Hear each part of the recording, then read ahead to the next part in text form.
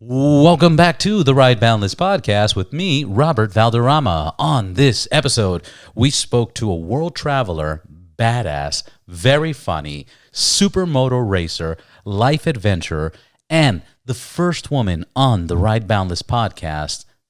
Let me introduce you to Spicoly. Let's get started.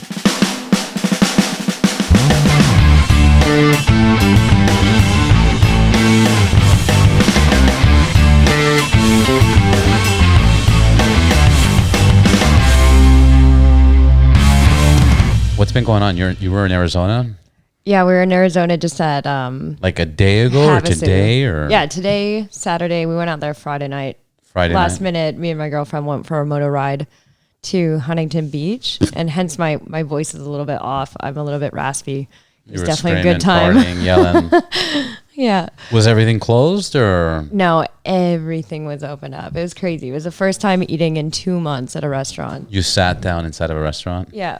I can't even imagine that. Right? Have you guys been there yet? No, it's a revelation. Yeah, really. We were already sitting in. We were like in waiters. our main meal, and we're like, wait a minute. This is the first time in 2 months that we've actually eaten at a restaurant. It was kind of like we just went into them naturally, but I think that's the number one thing I've been missing since this whole thing has started is a restaurant. Absolutely. Food, not cooking, not having the mess at the house. Yeah. But what else was open? The retail stores were open. Pretty much everything was open down there. Was the lake open? Lake was fully open, but packed to try to get the boat into the water. They were waiting from 8 a.m. till 1 o'clock in a line. A line to dock. Wow. But he obviously has lived there a couple times and like for a couple years, and he kind of knew the girl at the front, so he left his boat down there, but then we all got to go back to the house for a couple hours and chill, and then he just rang her up and said, like, can we come put it in the water? And what about the VIP just dropped it in, and we went off and left the line. So that's fucking amazing. Not bad. Did were the police active? Are they just trying to stop people, or it's just publicly open because Arizona doesn't give a fuck? Didn't even see one police. Jeez, we have the whole weekend. Yeah, next destination. Sure. Yeah, let's go to Lake Havasu. Yeah, it's definitely no rules. How was the drive? Any traffic? We actually left. So on Friday night, I went and met up with my girlfriend Natasha. We were like riding our motorcycles, going through Huntington Beach, just gonna have a coffee. Everything is closed in Huntington, so we couldn't grab our coffee. Told her, hey, I got an invite to go to Havasu. She's like, do you want to go right now? I was like, are you as crazy as I am? She's like, yes, I am. I was like, all right, I'll meet you in LA, pick you up, and we'll go. Challenge accepted. Yeah, basically. We arrived, I think, at like 3:30 in the morning on Saturday morning. Now would have been. What time did you leave? Like 9 o'clock. But we were like, we pulled over. We watched the stars in the middle of the desert. Like, we are not in any rush when we go somewhere. That's fucking beautiful. Yeah, it was definitely awesome. Is that your first time there? No. Yeah, it was. Oh, really? I've never been to Havasu. Yeah. So everything. I've been living in the U.S. for 2 years, and really every summer has just been full of like events and things going on. But with the COVID and no events happening, it's actually been kind of nice to just go take photos and just go to like little towns and like going to Havasu for the weekend. And it's kind of been a little vacay, I'm not going to lie. Oh, I'm sure. Where are you originally from? From Canada. What part? Rocky Mountains, southern Alberta. That's beautiful. Yeah, it is nice. Do you know where Banff is?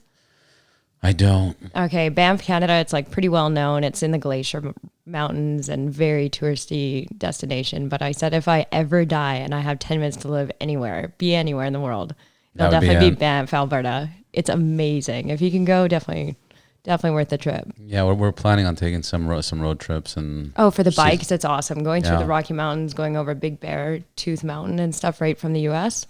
Yeah, well, one of the goals is to do a podcast on the road, you know. That would be rad. People would definitely want to tune into that. Yeah. It's all about the adventure and the tour and where the bike journey. The journey, where the bike takes you. It's always somewhere new and just never know. Yeah. When did you, after Canada, where did you go? You came directly here or you lived in other places? Okay. So I was born and raised in Canada, lived there till about 2005. Did 1 year of university in Kelowna, and then after that, jet set it over to Australia. Went to school out in Australia, then jet set it over to the Caribbean. Lived in the Caribbean for 3 years, and that's where I discovered supermoto. Before that, I was a sports bike rider. Where in the Caribbean? St. Bartholomew. Nice. if you know where that is. Nice. In the West Indies. Yeah. Yeah. My nationality is Cuban. So. Oh, okay. No way. Yeah. That's awesome. I've been to Cuba. Yeah. Really rad times. God, don't even remember. Not going to lie. Yeah, who cares? It was a blur. You were in Cuba. It was a blur. Yeah. You survived. We did survive, yeah. So you got into supermoto out there? Yeah, just randomly. I was like, Did you ride before this or? Yeah, so I was riding since I was really young with my uncle. He was a professional motor cross rider, and he broke his back, unfortunately, and stopped riding. So on the farm, we didn't really have any bikes past that point. There was like a go-kart when you were a kid. Yeah. And like, I think grandma just kind of fizzed everything out. She's like, I don't want any of the kids getting hurt. And like, we were definitely wild. We jumped the golf cart one time and we got grounded for like a month. Like we were definitely hellraisers. The golf we like put all this dirt in this pile and like trying to make a jump so we could jump it. I don't know what we were thinking. Did you have to like go downhill to get enough speed? Huge hill. Yeah. So the barn is up on top of a hill and then it comes down to where the house is. And then that's where we decided to build our jump, where grandma is going to be doing the dishes and looking directly out at us. I don't know what we were thinking. We were definitely not that smart. That's so funny. I wonder if that's ever a thought that crosses the parents that build the farm on top of the hills, and they're thinking, the kids are going to throw themselves off this, or they're going to roll off this. No, they're just thinking, this is their little paradise. Everything's going to be cool. But yeah, then past that point, I didn't ride until I got my license at 16. And I didn't ride for years. I went and got my first sports bike as soon as I left high school and left the farm. Well, as soon as I went to university, I was like, I'm going to get an RSV4 Aprilia.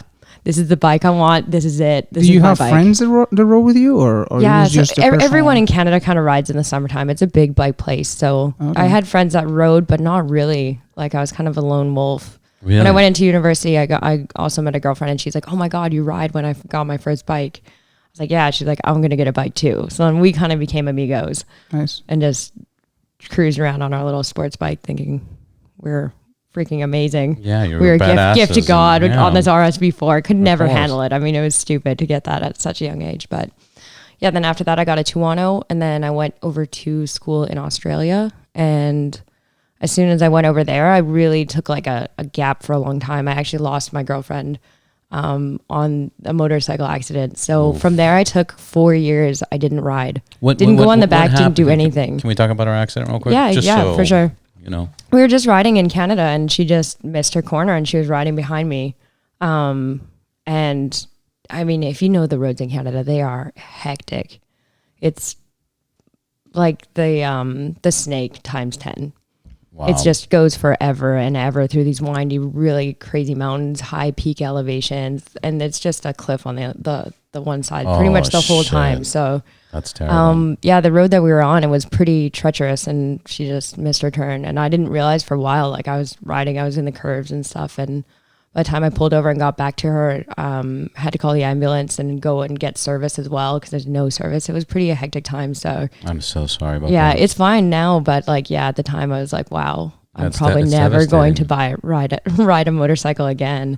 Interesting fact that the two number one accidents that people have is on turns. That's number one. Sure. People taking them too fast or sharp enough, or they go into the other lane and there's a car coming, or they go off a cliff.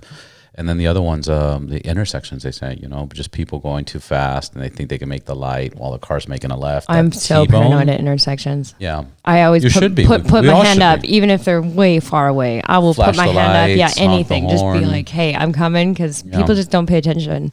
Even in your car, like they almost hit you in your own car because they're just on their phones. They're not there. Yeah, especially now. We talked about how crazy it is with COVID-19 because there's less traffic. People are racing more. Yeah, and they're driving faster and they're careless. And there's more accidents that are serious now than before. Yeah, before there was little bullshit accidents. On the way here from Havasu, there was like 3 guys that like cut us off and just not paying attention. We passed them again and they're just on their phones. But like, Jesus, so stupid. What are people thinking? Yeah, but no, continue. And so 4 years you didn't ride. So I didn't ride for about 4 years. I took a huge long break and then I got a job opportunity that took me to work 6 months in the Caribbean and 6 months in the Mediterranean.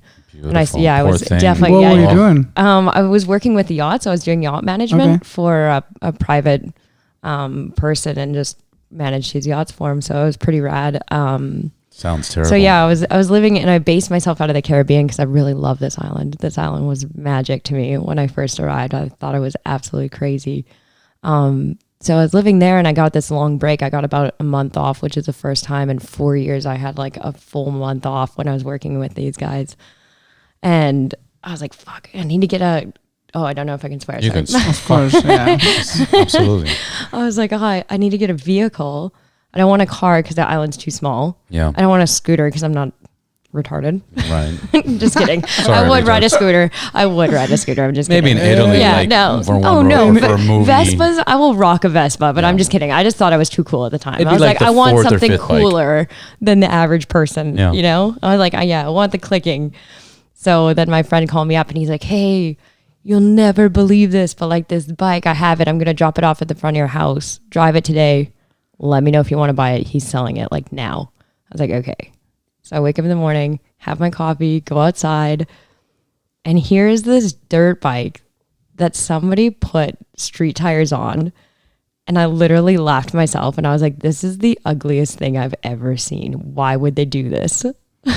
Right. So I call my friend up and I'm like, hey, what is this? He's like, it's a Super-Motaur because it's a French island. Right. He's like, it's a French thing. It's so rad. He's like, just Everybody's try it out. doing it. Yeah. He's like, try it out, man. It'll go forever. He's like, you're going to love it. It's perfect because these are like smaller roads. It's almost go-kart roads Yeah.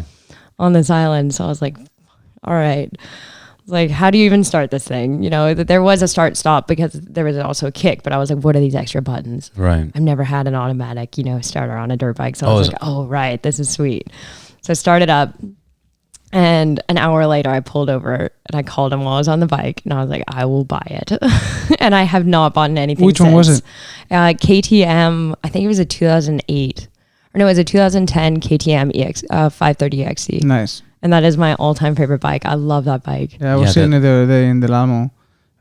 They're like $15,000 though. That is it's Brand pretty new, expensive. yeah. Yeah, brand new. Oh man, they're worth it. Yeah. They have so much torque and so much power. The only thing is the maintenance. Now realizing being in America with a supermoto, the maintenance is a lot. It's a huge country that it takes forever to get any place. You have to Yeah. drive a Yeah. couple hours. And I mean, if you're driving a couple hours every day on a KTM, you are just going to be doing intervals of changing 'Cause how chains often and do you have to everything do it? else. To do oil changes, I think it's like 5 or 6 hours. No, but I mean every 1,000 miles, every. Oh no, we go by hours. 'Cause Oh, okay. it does It's the 5 to 6 the 530 doesn't. Yeah, like think about it. It's not that much. No, it's not. at No, all. I'd have to I'd have to one double day. check that. Like, but I think it's like it's really not much. Like every time we're riding it, we're just doing oil changes like crazy. That's insane. When I went, I took the 530 from It can't be that. from Yeah, I got to look it up from. It isn't that much though. She's checking right now. I'm literally checking. Yeah, I have to double check because Yeah, it's been a long weekend and basically, I that haven't will ridden it be- for a bit. Every 10 times I come here, I would have to change my oil. Yeah, but that's also what she's saying. That's exactly how often they were doing it. That's terrible. Maybe don't quote Well, me. unless if the oil is Until I like super confirm. cheap and it's something super easy to do and you're just It is cheap and like it is super simple. It's just unplugging it and just topping it back up. It's really not that long. But you got to change the filters and everything else. I am freaking lazy. I change my filters like every 2 or 3 times. Like I'll check them. So If they you look just- good, you just kind of eye it. If it looks good, you're not going to change it. You're not going to waste your money. I 'Cause guess you it- also do change them a lot. Like Yeah, I guess it also depends how much oil it's carrying to begin with. You know, if it's not much and Yeah. if it's a quart, and you yeah, it's probably like have to change. 1.2, I think. Is it 1.2? So I could see that being possible, but not It's not ideal. For yeah, sure. not 5. Oh 6 no, hours, that's what I but- mean. Like it's not a bike that's going to take you long places, and also Yeah. it has a Yeah. really small gas tank. So for America, it doesn't make sense, but in Right. the Caribbean, It's man, perfect. this thing was amazing. Or in Bali. Yeah, somewhere that it's like more smaller roads. Yeah. And also it's funner on smaller roads because it's meant to go through those curves and like get right into it. Well, these are the only bikes. I went to Hawaii right before the COVID started. That's all the bikes that they ride in Hawaii. That's I the went- second time you said that because you said the same thing about Yeah. San Francisco too. It right? is Oh confirmed. yeah, San Francisco they're starting a lot. Yeah. It is confirmed. The guy said that he changes his oil every 5 to 7 hours. Wow. But if it's The no, book but that's the book says 15 hour, like it says 10 to 15 hours. interesting. That's today's fun fact. That's just off of first search in Google. What website was I looking? Blame Let me the- just register. Yeah. Oh, well, you found Thumper one. So. Talk. Thumper Talk. Don't know what it is. Looks like it's all bike stuff. Is it a .com? It is a .com. Okay, then it's legit. It's a legit source. thing. Yeah. We can totally read this. I did definitely have used this before, but not on the regular. They do have an app even, guys. Wow. Jeez, they're fucking really legit. They got it. Yeah. Oh, that's it. I never wouldn't have thought that. He had a trip in San Francisco with Rio with a buddy of ours, and he was saying, Robert, there's supermotos everywhere in San Francisco. And Oh, there is. Bay Area Supermoto. These guys are rad. I haven't even ever been able to meet them, but they have a ride up there every year that is literally worldwide, like, known. Like, it is huge. There is hundreds of supermotos that go there. They all meet up in San Francisco. They do this amazing ride. It's like been my dream for so long, and I haven't been able to do it this last year. Was hoping this year, but now this whole stupid crazy fake news. Fake news. Same as these killer bees that they're talking about. Yeah, Where? The Hornets or whatever, yeah. I'm looking it up, and they're like the United States, North America. I'm like, that is a small territory. broad thing to say. I mean, really? Are these out our neighborhood or where? Nobody knows. Yeah. That's interesting. You're right. Nobody's pinpointed exactly where they're at. Nobody has. I'm like, how can you say that? Where? It happens a lot with my family. They call me and they're like, the whole US is dying. Everybody's infected. And I was like, what are you talking about? 1.5 million people are infected. And I was like, sure. Have you seen the size of your country? Like, we're like, I don't know, like 10 times. No, not too much. Way more than that. We're 320 million. Yeah, and they're 40 million. So, yeah, almost 10 times. Yeah. Crazy. Yeah, it is crazy. So then you took it for a ride, rode it for an hour. You were hooked. You called it. You bought it. And then what happened? Had to have it. What was actually, you know what? Sorry, I totally forgot. I lied. It was actually a 450. The very first bike I ever rode, first supermoto, was actually a 450. This is actually a crazy story. Within 3 weeks, I owned that bike. I bought a brand new Hublot. I was like working my ass off. So I was like, I'm going to buy myself a Hublot. You know, I'm set up. I got my bike. I got my cool watch. I got like everything going on. It's awesome. Dream. Watching the sunset one night and just was cruising to go meet a couple girlfriends and a couple friends that I knew for dinner. And if you've ever been in the Caribbean in the summer, it is boiling hot. Super. So humid. I ride with Chucks on, booty shorts, and just a bikini top. I went swimming, jumped on my bike, was just cruising home. It's probably 3.5 miles. Don't quote me on that. I don't know. Yeah. but about 3.5 miles to my house. It's not far from where I was. And there's these big rolly hills. I came up the hill and another kid who was drunk driving on a scooter on one of those T-Maxes. Uh-oh. So it's a bigger scooter. It's almost considered a motorbike, as they say. Yeah, it's 500. Right? Yeah, and I was cruising. I was going like 30, 40 kilometers an hour. Like, I was not going fast. I was watching the sunset. I was on full relaxed mode, but I can hear him coming. He flies over, and all I saw was a headlight. And then when I woke up, I was on the pavement. No, he hit you. Full head-on collision. It was the craziest crash I've ever had in my life by far. It was the first time, like, I just had got this bike. The bike was like completely severed in half. When I woke up, I had like blood coming out of the side of me, and I was in the middle of the road. I had to like scooch my body into the ditch. Oh shit! And like on the island, it's very heavy traffic when it becomes 5 o'clock. Like, there's only one road, right? And it's a one way, so everyone has to either pull over and let it's just a shuffle. So it took, I think, like 45 or 50 minutes for the ambulance to get on that side of the island, because that's exact opposite of where the main town is and the only hospital on the island, of course. Of course. So by the time he came, and I could just hear the kid, I couldn't see him at all, but I could just hear him screaming the entire time. So I knew he was in really rough shape. Like, I couldn't move my body, but I knew like I was okay. Like, I was mentally, I was there. I was watching everything go down. You were present. Yeah, I was fully present during the whole thing. And then it was starting to get like dark out because it was just sunset. And then we get into our separate ambulances, and we get taken to the hospital. And I had broken my ankle and my foot, and like I walked away with just burns all over my body. like head to toe. Right, I was burned. I had like a huge gash on my forehead. You said no helmet, huh? I was wearing a helmet and it exploded upon impact, and they could never find the rest of the pieces. They got like 2 pieces of my helmet, and I didn't even have a cracked head or anything. Like, I do not know how that happened, but if my arms were like above my head or whatever when I fell, but I was really, really, really crazily lucky. But I found out the next morning because we stayed the night in the hospital. We had to do full x-rays and all the blood work and everything else, you know. Anything broken? Yeah, I had broken my ankle. But other than that, it was the burns. The burns, I would take a broken bone over burns on a road any day. Mm-hmm. Just the pain for the weeks after, trying to shower, and just, I passed out the first time I had to shower. I was dead. I couldn't believe it. But the kid had lost, he was 19 years old, and it was his second time drinking and driving and being caught. And he was just fishing with his buddies, coming home, 19 years old, and the kid lost his arm and his leg. Oh. Holy shit. Yeah, so it was really devastating to hear that. But his dad was the mayor of the island. No. So it also was like getting political because like what happened? Was it? Yeah. So when I actually got out, he sent one of my friends a message on Facebook and said like, hey, is the girl okay? Because he didn't know who I was. I didn't know who he was. Like, hey, is the girl okay? And so he said like, yeah, she's fine. She's like, okay. Just told her like my injuries and stuff. And then I get a letter from his dad gonna drop me a lawsuit because he said that I swerved into his son's lane. What a piece of shit. So I actually had to go out there in full bandages, get my mate to drive me out there in his Jeep and take photos of the whole scene.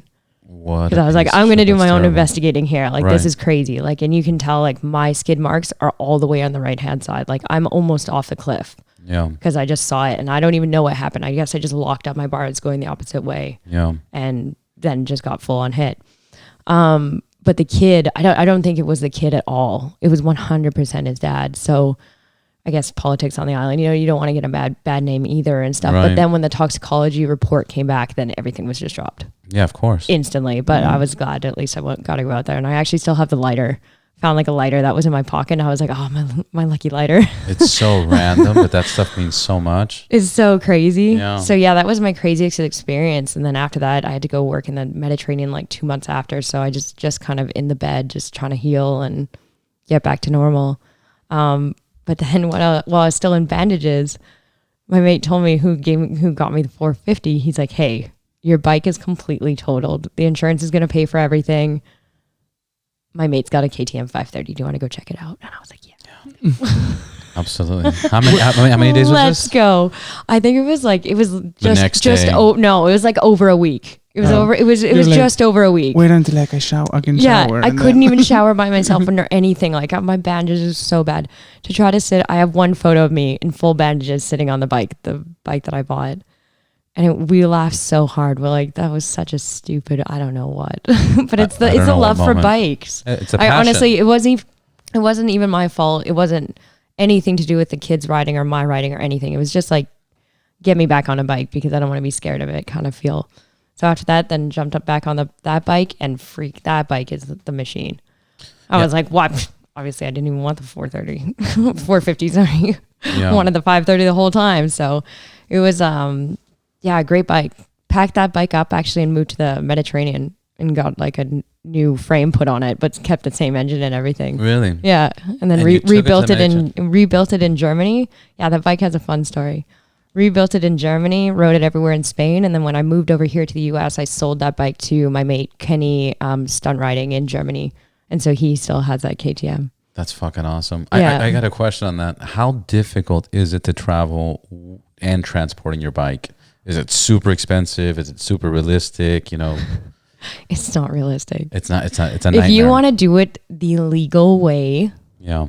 Nobody wants to do anything legal way. Okay, so there's 2 options here. So I'm going to tell you, don't know which one I did, but the legal way about doing it is that you are going to register it. So you're going to be paying taxes. You're going to import it properly. You're going to get that bike registered underneath that VIN number and do all the processing, which is going to pretty much cost you the exact same amount as the bike is worth.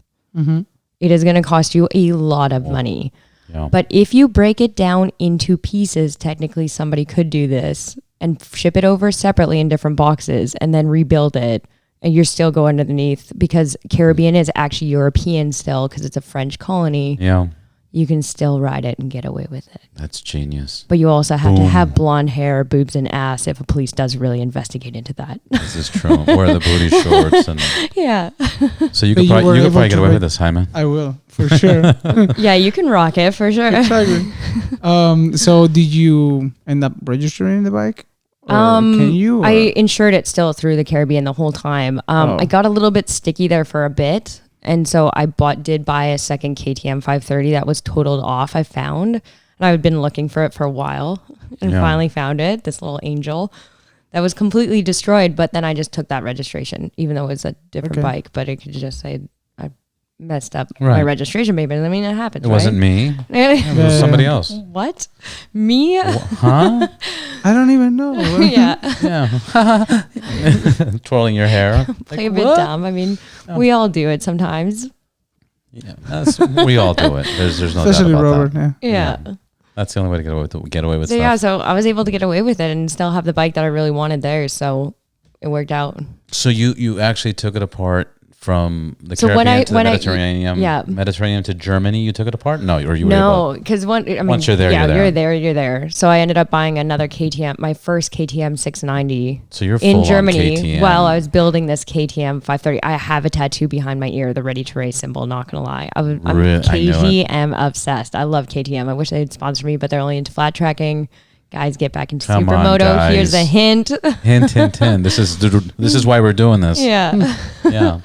Yeah, I absolutely love KTM. I don't know. They just seem so reliable, and I've met so many good people through KTM. It's just without even being associated with them in any shape or form other than just loving the brand and the bikes that they put out. Yeah, it's definitely a diehard. Yeah, they've made quite a stable for themselves in the last 15 years. Yeah. Everybody loves the KTM's right now. Yeah. Yeah. No, they are a little bit more expensive. But they are reliable. A lot of people say like, oh, I did actually, my very first 690 KTM actually broke the top end engine with only like 1,200 kilometers on it. Like this thing was pretty fresh. Yeah. But they already had done a recall for some of them. And I talked to a guy because went on a forum on Reddit. Yeah. And was talking away on there being like, yo, I can't believe this happened with my bike. Has anyone else experienced this anywhere else in the world? Because like KTM is ignoring me right now. Come on. They're not responding. Somebody pull through and like, what did you do? And this guy in Australia responded back to me and he's like, oh my God, I had the exact same thing. I'm like, okay, well, what have you done? What are your ways about going about it? And he's like, oh, like they've ignored me here in Australia. And, but I've sent a couple emails and kind of corresponding through that. So I was like, okay, there's gotta be a better way. Right. So I got a hold of my friend who's a photographer and works with KTM, and he gave me a number. So I ended up calling him and being like, hey, this is the deal. Love your guys' bikes. My bike broke. Yeah. Sure. let's help a girl out. There's got to here. be some warranty, right? Yeah. So it did fall under warranty, but it did take a while because the bike now that I bought in Germany, or sorry, I actually bought the 690 in France. I was now in Spain. And we re-registered it down in Spain. So now it was like a little bit of a technical thing. And then from there, somebody in KTM headquarters in corporate got a hold of me and just asked me everything and like what happened, how are you riding? They actually like wanted to know, like somebody who actually like wanted to improve the product almost, not just a cold-hearted email. Hey guys. Like, yeah, okay, it falls under warranty. Here you go. Don't really care how it broke. And I'm like, I have all the photos, the video of taking apart that top engine. Like, it was a major, major thing. Yeah, you were very detailed. This wasn't a small thing. Here, I actually had photos the other day. I just actually grabbed up too. And so she took it and she forwarded it to the right guy. The guy called me, talked to him, and he was so cool and just wanted to know more information. I was like, hey, there's also a guy in Australia. So I was able to also help him out with it by getting the other complainer. Yeah, and like another complaint, but we had the exact same problem. Mm-hmm. We literally looked at both of our photos of our top end and we're like, it's the exact same. Like this is going to happen again with somebody out there for sure. I'll have to try to find the photos. I wonder how many bikes they're making a year. But yeah, so they actually ended up giving me a brand new KTM 690. Whoa. Not just parts, nothing. They just said swap it out, send it in because we want to like inspect your bike. So they're great cool. bikes. And they have great and they have customer great service. customer service. Jeez. Once you find them. You know? Yeah, once you find them. That's the thing about everything, though. You know, there is a main line because people do get overrun. They're a big company. Also have to think about how many people ride KTMs around the world. Yeah. If they have a question, they got to call in somewhere. Yeah. You know, if you have like this immediate line. But I mean, if you just dig a little bit and are patient enough to be like, okay, you know, I still do love this brand, even though something has happened. The Spanish warranty and the Spanish people weren't really helping me that much. So there was also a language barrier. Yeah, those people. Spanish people. Yeah. There was a bit of a Spaniards. language barrier because it was my first year there too. How many languages do you speak? I speak English and English. I'm really bad speaker at French. I understand a lot of French. I understand a lot of Spanish. I will definitely speak it terrible until I get a couple rums in me, and then apparently I'm fluent. But Yeah. yeah, Well, of I course. would never say. Tequila, cerveza, margarita. I would never say I'm fluent in it. I understand a tiny bit of German, but I definitely understand French and Spanish the most. Yeah. And I speak Bahasa. I had to learn it because I used I to don't even know what that is. It's actually a tattoo on my arm. It's Called Bahasa? Bahasa. It's an Indonesian language. I worked for a company and taught English over there for a little bit, and So you've been was to doing Bali and- underwater photography and doing like all sorts of crazy things when I was in university. When I took that 4-year break from the bikes, that's took on other passions instead. Can I ask how old you are? Yeah, I'm 32. You've done so much in only 32 years. Yeah, crazy. You've been all over the world. Have traveled. Yeah, I've also sailed around the world twice. And then I also got to go from One wasn't good Atlantic, enough? Atlantic to Caribbean 9 times. So I'm also an avid sailor. I love the water. I do a lot of underwater photography, or used to, but now I'm doing more like action photography or artistic photography. Which I do want Which to is talk to you also about that. also to do with bikes, mainly just because I don't think it's a niche that's really tapped into, and might as well make my two passions come together. Yeah. I think this is a good moment to introduce yourself to the listeners. How would you introduce yourself? Who are you? So my birth name is Nicole, but everyone calls me and goes by the name of Spicoly. Spicoly. And what do you do, Spicoly? Very cool name, by the way. Spicoly, what do I do? What do I do? What don't you do? Like, no, what do you do? What's your profession? What do I do? So I own a company in Barcelona. That's a moto shop, skateboard shop, and a surf shop. So cool. And run What's it the name with of 2 other people. Work hard, work fine. Nice, in Barcelona. But we haven't really been doing much with it, to be honest. And now COVID, everyone is just kind of sleeping. And then I own a moving company here. I came here. A moving company? Moving company, like household movers. Wow. Yeah, super Like random. locally or in national? Locally for Orange County. Oh, nice. So when I first came here, I couldn't So work. random. Yeah, okay, this is the random story as well. I couldn't work. I'm a Canadian. I was getting my green card. I was married to an American, and I couldn't work because this was the whole time when Trump was dealing with immigration, and he was talking a lot Right. about that. The websites went down once we already applied. And once you put in that application, you pay your lawyer your $10,000. You're locked and loaded. They say 3 to 6 months, you'll get your visa and you'll be able to work and live here. Mm-hmm. Do not believe that ever. I mean, Ever. 1 year and a half later, I still didn't have it. I couldn't leave the country and I couldn't work.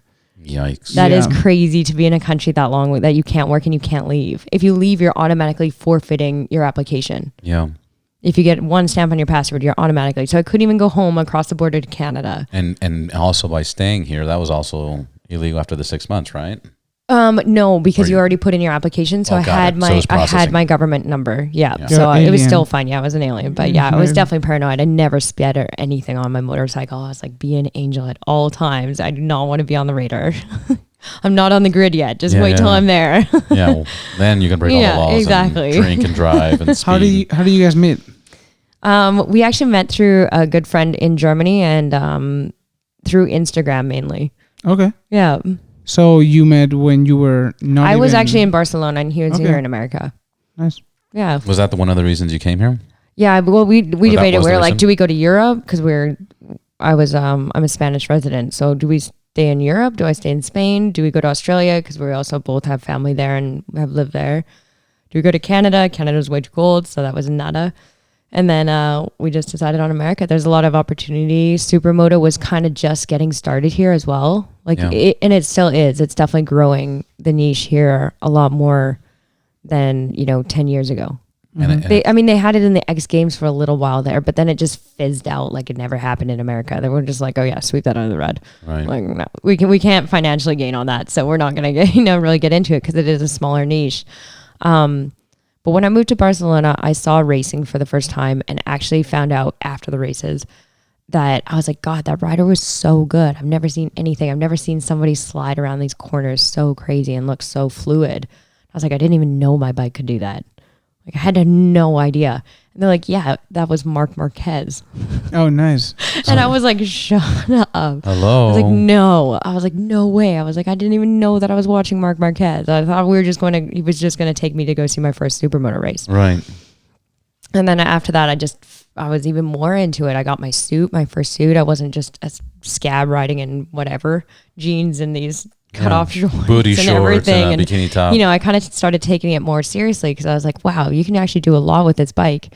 Not just stunting or, goofing around or just taking you to places because you couldn't really ride crazy places because obviously the intervals. Yeah. So, then I got really interested in it. And actually it was the funniest time ever. I went to a racetrack in Barcelona and I never got to go on the racetrack. You never got to go on the racetrack. My friend, he was like, I'm gonna give you the lowdown. I'm gonna meet you at the racetrack, so you're not gonna be alone, and you'll be fine. I was like, okay, cool. So I show up with my bike really early in the morning, and these guys have like these blankets around their tires and stuff, and I'm like, what is this? What's going on? What is going on here? I was like, this is crazy, and I was super nervous, and everyone speaks Spanish, and I'm like this one blonde chick with her bike standing there, like, what do I do? And then he bailed on me at like 12 o'clock in the afternoon. He's like, oh my God, I have the worst family emergency. You're going to kill me. And I had to drive 3 hours. I had to rent a van and I had to drive 3 hours. So I left at like 3 a.m. to get there super early. Oh, and I never got to go on the racetrack. And I was like, maybe I should just go out. And I was like, maybe I should just see what happens. But I was like, I don't know the rules. Yeah. And you I don't want to be that girl. So I was like, man, okay, I'm going to pack up. So I went to the racetrack. Sat at the racetrack all day, had my bike there. I didn't have tire warmers. I didn't know anything about it. I had DOT tires on. And then I packed up and I came back and I never, that was my first racetrack experience. Right. And I was so, I was so bummed. I was so disheartened by it. I was like, damn, like I'm never going to get on a racetrack. So I started wearing a leather suit and going out and like exploring more like curvy roads that I could go to that were locally. And really started loving it. And then when we moved here to the US, it was my first time ever racing. And I vomited in my helmet. Did you? I get so nervous before racing. I am terrible. So you threw up before the race? There's so many videos of me just dry heaving and being like so dramatic about it. I look back and I was like, I'm so dramatic, but I was actually feeling that way. This is why we got to have the computer and Google this and just find literally feeling that way. Like I was so nervous riding against only guys. And you don't know what you're doing. It's your first race ever. And you're like, I'm such a noob that everyone's just going to be laughing at me. And like, you're like, have all these crazy thoughts. You're like beating yourself up. And then you're like, all right, let's just go out and ride. And I'm like, all right, let's just get out and ride. And like 2 seconds later, I'm like stoked. Get like my heart racing, get at the, that adrenaline kind of going. You're getting excited. And then, it just bailed on me. And it just all came up from my stomach. And I was like, I thought I was doing good, but I wasn't. Did you, after you threw up, did you do it? Yeah, I had to get up in line. And I decided that my very first race was State Line in Las Vegas in Prim, Nevada there. Yeah. And I decided that I would not only just be a badass and race my first race with me never really doing much or practicing that much. I'd only gone to the track like 3 or 4 times before I ever raced. Fuck. So... 0 fucks given. 0 fucks. I didn't even think that it was that cool. I went and I signed up for the amateur. But then I decided to also sign up for the women's class and some other random class. And I was like, what was I thinking? You weren't. I came in after the first ride and I crashed like 5 times in the dirt. Like I was just covered from head to toe. And I also had all the water from trying to clean up my vomit. Right. So my helmet was so caked and it was so disgusting. When I came back smelled. in, it was you can picture it. I mean, people just picture this poor blonde girl out there. Like, what a mess. What a hot mess right there. And then after that, I came in, I was just done. I was done after the first race. I was like, this is bullshit. Yeah, this is not what I expected. This is not what I expected. I didn't sign up for this show. I was so nervous. And this is about 2 years ago? Yeah. Yeah, 2 years ago now. So, or probably, a year and a half ago, something like that. But yeah, now I'm much better. I don't vomit before a ride, but I still do get really nervous. That'd be hilarious if that was like your signature. You Yeah, had you to just throw up before. had to Like, throw hold up. on. Literally. Oh, she's that girl. She's that girl. Okay, it all makes sense. Eminem style. Yeah, literally.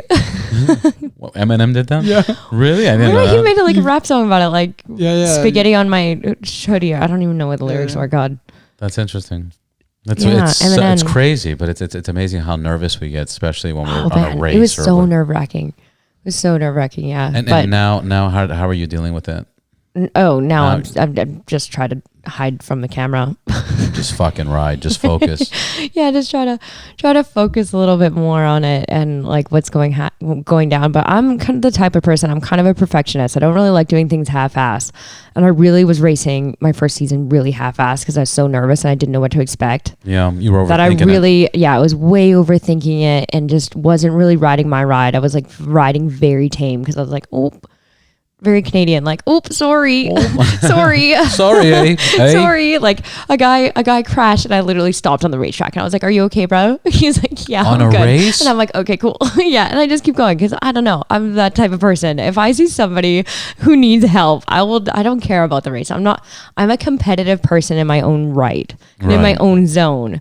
But racing a supermoto against all these guys when I don't know what I'm doing, I'm there for the fun. Yeah. It was so fun for me. It was just like getting over that hurdle of trying something different that you didn't ever expect that you would do. Yeah, but that's pretty cool because a lot of people that go there, they're so fucking competitive, and it's just like I have to win. I Definitely wanted to win, but Right, I just knew I would not win.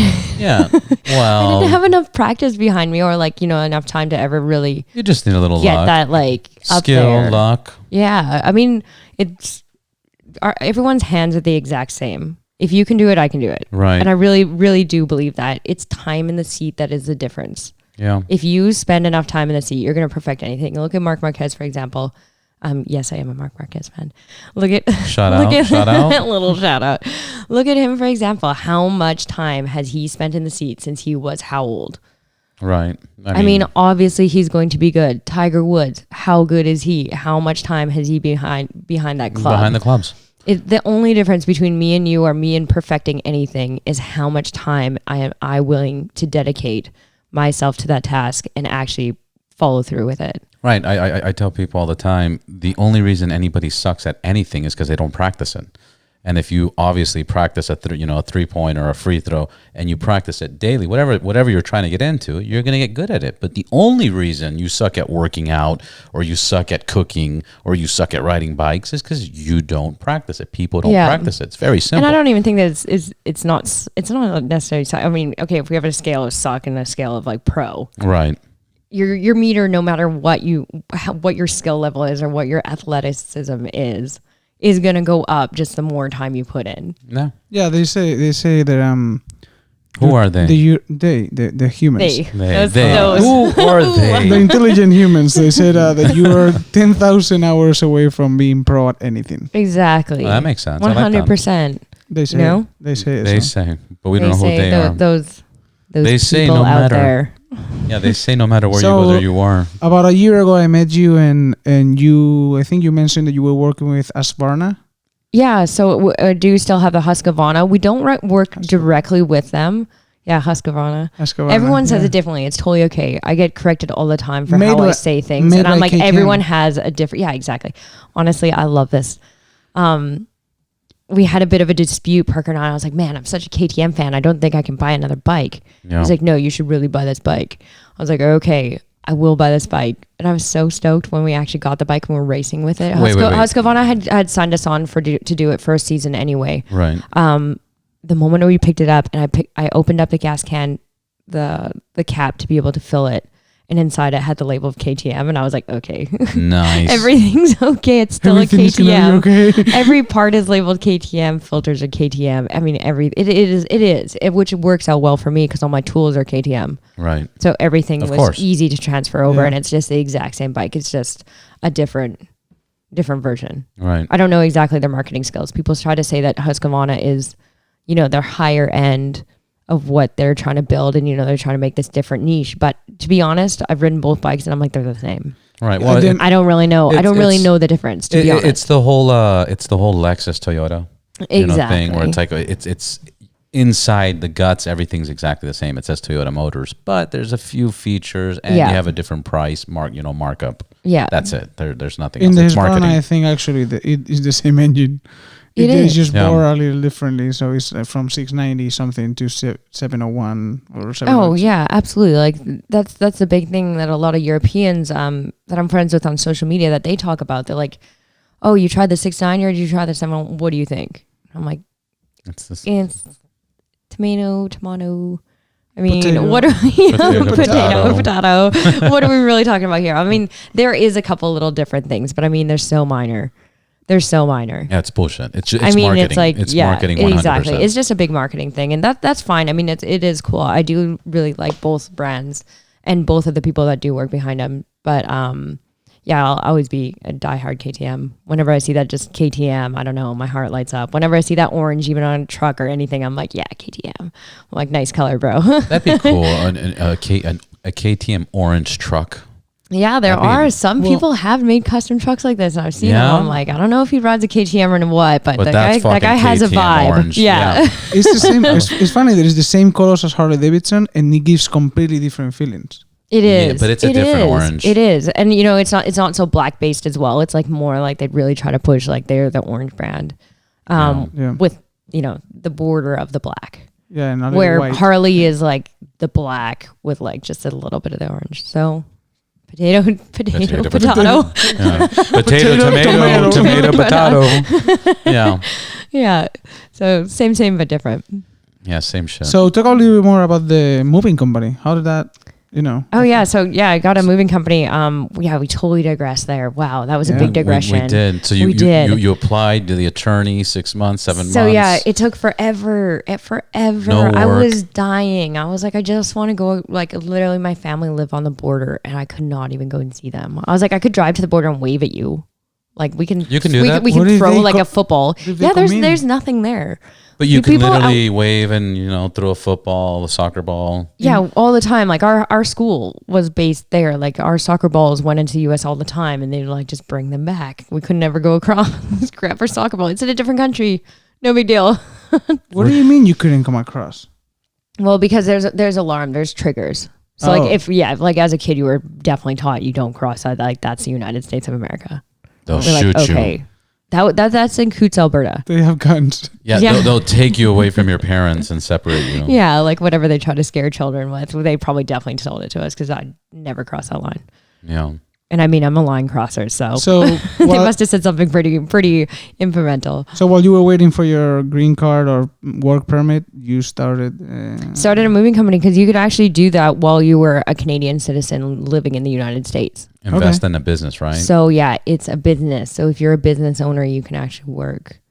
And it was just the easiest thing at the time. Yeah. To do. I never, ever in a million years would have ever said I was going to own a moving company that's household movers.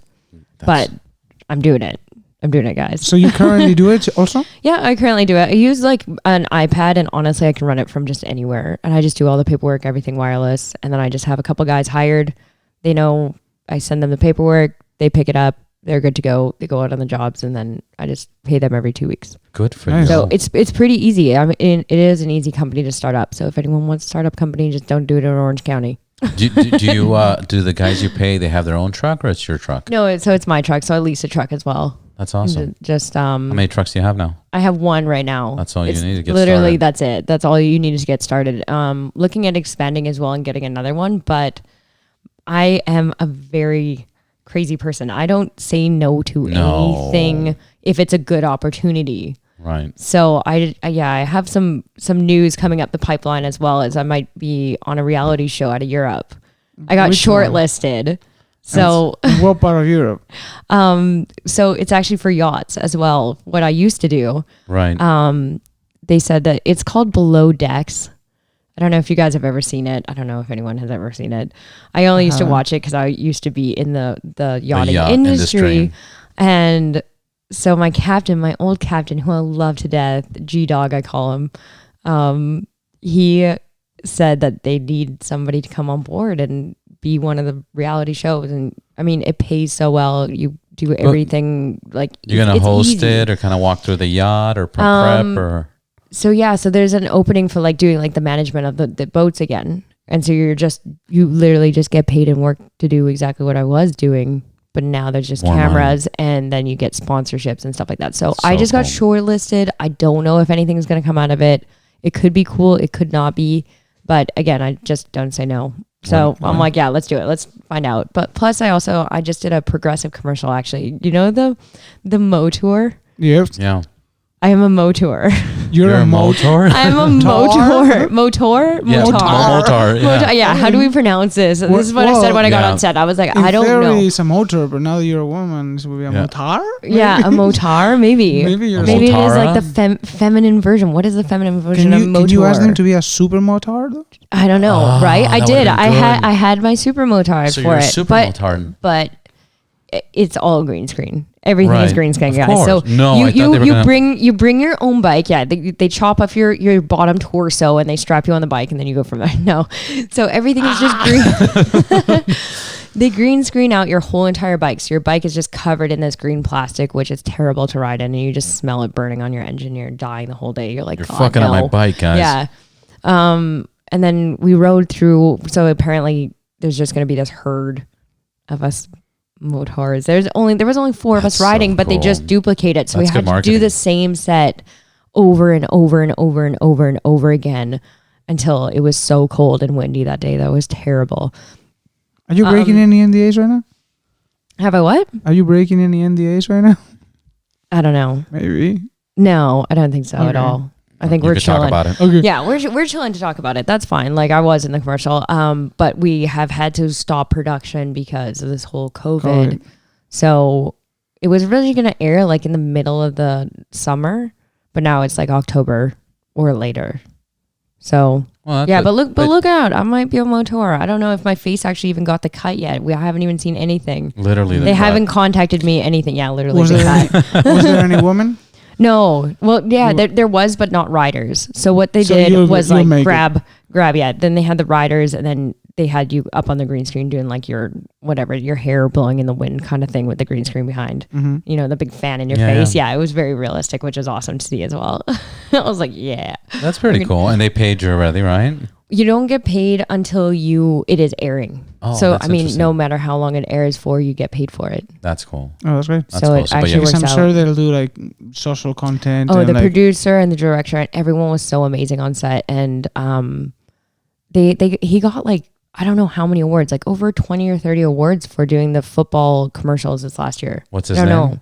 know. I'd have to look back on the sheet. I'm not gonna lie. We'll Yeah. put it in the description. Yeah. We'll definitely put in the description. Yeah, exactly. But yeah, he won all these crazy awards, and he was so chill. It was a really good setup. So yeah, hopefully I'll be in the second one. Unless I just broke my NDA. I don't know. We'll risk it Imagine. all. I'm Imagine. like that. It's okay. How did you originally get that part? I have an agent. It's actually Howie Mandel's wife. What? If you know who Howie Mandel is. Yeah, of course. Okay. A lot of people, when I say that, they're like, I don't know who that is. Yeah. The guy that- Well, I'm so old. Howie Mandel. Howie Mandel is the guy that doesn't shake hands? Yeah, exactly. Exactly. He knew COVID was coming. He was fully aware. But I'm friends with his son, Alex, and he's an awesome guy. He rides motorcycles as well. I actually did my M1 here on his Grom. I was like, I'm definitely taking the Grom. Yeah. I was Right. like, this is going to be the easiest M1 ever. So took his Grom. But yeah, so his mom is, and Howie's wife is my agent. So she calls me up and That's I do fucking music great. videos and all anytime they need a woman that can get in. But I'm trying to get SAG right now. So it's also process. I need one more commercial this year to do. So Which is going to be hard with the COVID-19, but I'm sure that you're doing everything else. It should pan through, but if not, then wasn't meant to be. That's okay. So how do you manage your time? How do you get all this stuff done? Manage your time, because it's very impressive in the short time we're talking. How much stuff you've accomplished? What would you suggest to people? I'm sure there's more also that we haven't. I'm sure there's a Yeah. lot more, but I want to know if there's any tips or anything. I'm that I also can- starting up a women's moto brand as well. Of So like course. for women Moto Clothing and stuff like that. Man, I have this certain look that I like on my bike, and Technical or more lifestyle? no lifestyle. And it is so hard to find for women that is affordable. I mean, every woman motorcycle jacket that I find is like $700-800. I'm like, how is that possible when guys can pick up a jacket for $100? Yeah. That like A is vest, stylish, 100. is stylish. Something that at least would looks decent on you. I'm like, how is this possible here in America? So I'm trying to get something that's like more. And I went to. Have you started? Yeah, we just acquired the LLC. So we're on that phase. All right. Well, that's a start. It's a start. Absolutely. We're getting there. And what are you imagining? What are you trying to do? Just bring the cost down, or features? Yeah, or to bring the cost down and just bring something a little bit more like that, you know, keeping up with fashion and stuff like that, rather than just like the big black jackets. I mean, I do love them, but I also like to have a little bit of diversity too with Moto Clothing is for women. Something that isn't just big and baggy, you know, that is fitted, that is stylish, and you don't really have to sacrifice being protected for looking good. Yeah. And I feel right now I really am sacrificing. I'm like, I'm either going to get really scraped up, but I look cool, or else I'm going to be fully protected like a marshmallow, but I look like a complete dork. Right. Mm-hmm. So it's this balance. You gotta have balance. And I mean, some companies here are doing it and they're doing a really good job. It's just the price point isn't realistic for women getting into motorcycle riding. Yeah. It really isn't. Like you know, they're independent women doing their own thing and like that, like proud of them for doing that. But you also need to realize that like these are independent women doing their own thing. Yeah. They're not having these, you know, ridiculous paychecks and stuff like this that, you know, some people guys can go out and buy this like BMW. I'm sure girls can too. But the niche right now, where the niche is not towards these like 4-year-old women who are fully established and they're like, holy shit, like I'm having been like prices, let me go out and like buy all this stuff that's motor related. No, they're just like the average Joe girl that are wanting to get out. They're wanting freedom. They're wanting to ride. And like they get that on the motorcycle. The niche is growing more and more every single day. And just to be able to kind of address that a little bit, I think is something that even me personally, I realize being here, I can't find stuff that I want. So I'm like, I might as well make it. Yeah, I wonder, and I wish you all the luck on that, and I can't wait to see it. I wonder if the reason for it is because there's just not enough women riders buying stuff, and because they're not selling as much, the price points are higher, maybe? This could also be. I wonder. This could also be. But it's growing. It's changing. For me, I honestly, even my first race season, I had to wear kids' clothing. Really? I couldn't get anything for female unless it was Fox. And I'm sorry, Fox Racing, but I just can't wear it. Yeah. Every single girl is wearing the exact same thing because that's all that's being put out there. Yeah. So for women's clothing, for like MX style, it's a hard find. I could only wear these like kids' clothing the whole time. So I'm like, why is nobody like making... But Robert does bring a good point. Like everything is made... You know, it's just a lower number of production. Oh, it totally. Definitely goes up the price. Totally, absolutely. Which a lot of companies, one of my main sponsors is Cortec, and these guys have been phenomenal. They've built me a custom suit. It fits freaking phenomenal. I've worn their suits right off the shelf, and they all fit really great. And they're trying to break into that niche too of trying to be reasonable with women's clothing because it is a smaller niche. It is a growing niche. But how do you also take that as a business standpoint and be like, how do we run with that? You know, it's hard because we, in Los Pepes, we make clothes and we've been looking for, products to make for women. And we have like 3-4 women riding with us. Every time we ask them, they're only 4. They ask for things that are different in the same item. Yeah. So you're like, well, it's going to be hard to make them Have more you ever happy. done DriveThru with a woman? I mean, I don't know if I can speak for everyone. But people get so mad, guys especially. I am so indecisive. I will change my mind 10 times before we even get to the front. I'll be like, oh yeah, that's what I want. Oh no, totally don't. No, that, yes. Oh yes, one. Oh yeah, for sure. Add that as well. We are indecisive creatures, and by nature we are, I think. We want it all, and it's hard to make that decision. Yeah, especially when you're trying to create one product and then a different one. Just making one is hard because they're asking you for different things and they can't match them all together. It's just going to be a mess. Even just look at like traditionally how society pushes us. A guy can go out in a white tee and a pair of jeans and he can wear that for 2 weeks and nobody's going to say anything. A woman, we have to change every day, everything about us because people notice. People notice. They're like, oh wow, you wore those jeans 2 days in a row. I don't know. It's day 7, but okay. You should be, you should be hanging out with You know? someone. It's like I think it's just like society as well really pushes us to that, so that we really do want different things all the time. So we do want to purchase, and we do want to, you know, even though the niche is smaller, that I think women would be buying a lot more and having a lot more variety than men would. Men will buy one suit and they will wear it till it's nothing. Right. Till Us the very women, end, till they have hole. Till I they want have like hole in their 4 or underwear. 5 different suits just so I can match with what bike and helmet. I mean, we like to be matchy. Right. It's totally a different way of thinking that for moto women and for moto men. Yeah. And I mean, I'm definitely not putting us in completely 2 different categories, because No, there's but- always people that will wash over. This is strictly my own opinion of how I look at it. Yeah, So- it sounds ridiculous. I have clothing for when I ride the Harley, and then I have different clothing for when I ride the BMW. See, you get it. Yeah. It's a dilemma. And then if I get this KTM because Jaime just got one, I got to get one, and then there's gonna be another set of Yeah, clothing. you have to get one. I definitely gonna I get really want You you to have try to it. get one. I really I want know, you to We're try it. talking about the KTM 690 Enduro, and this bike is seriously awesome. You're It's- going to love it. It's 2015, the one I got. Yeah, I'm gonna get a new But one. it's the first time I have, so I don't care. Fuck you. I'm not riding no used bike. That Yeah. sounds terrible, bro. And I'll wait until Robert gets the new one, and then I'll get the 500 EX. And then he's gonna get a Ooh, new the one. 500 is cool. Yeah. 500 is a good bike. We're actually trying to talk to the place that does the training for the supermotos, right?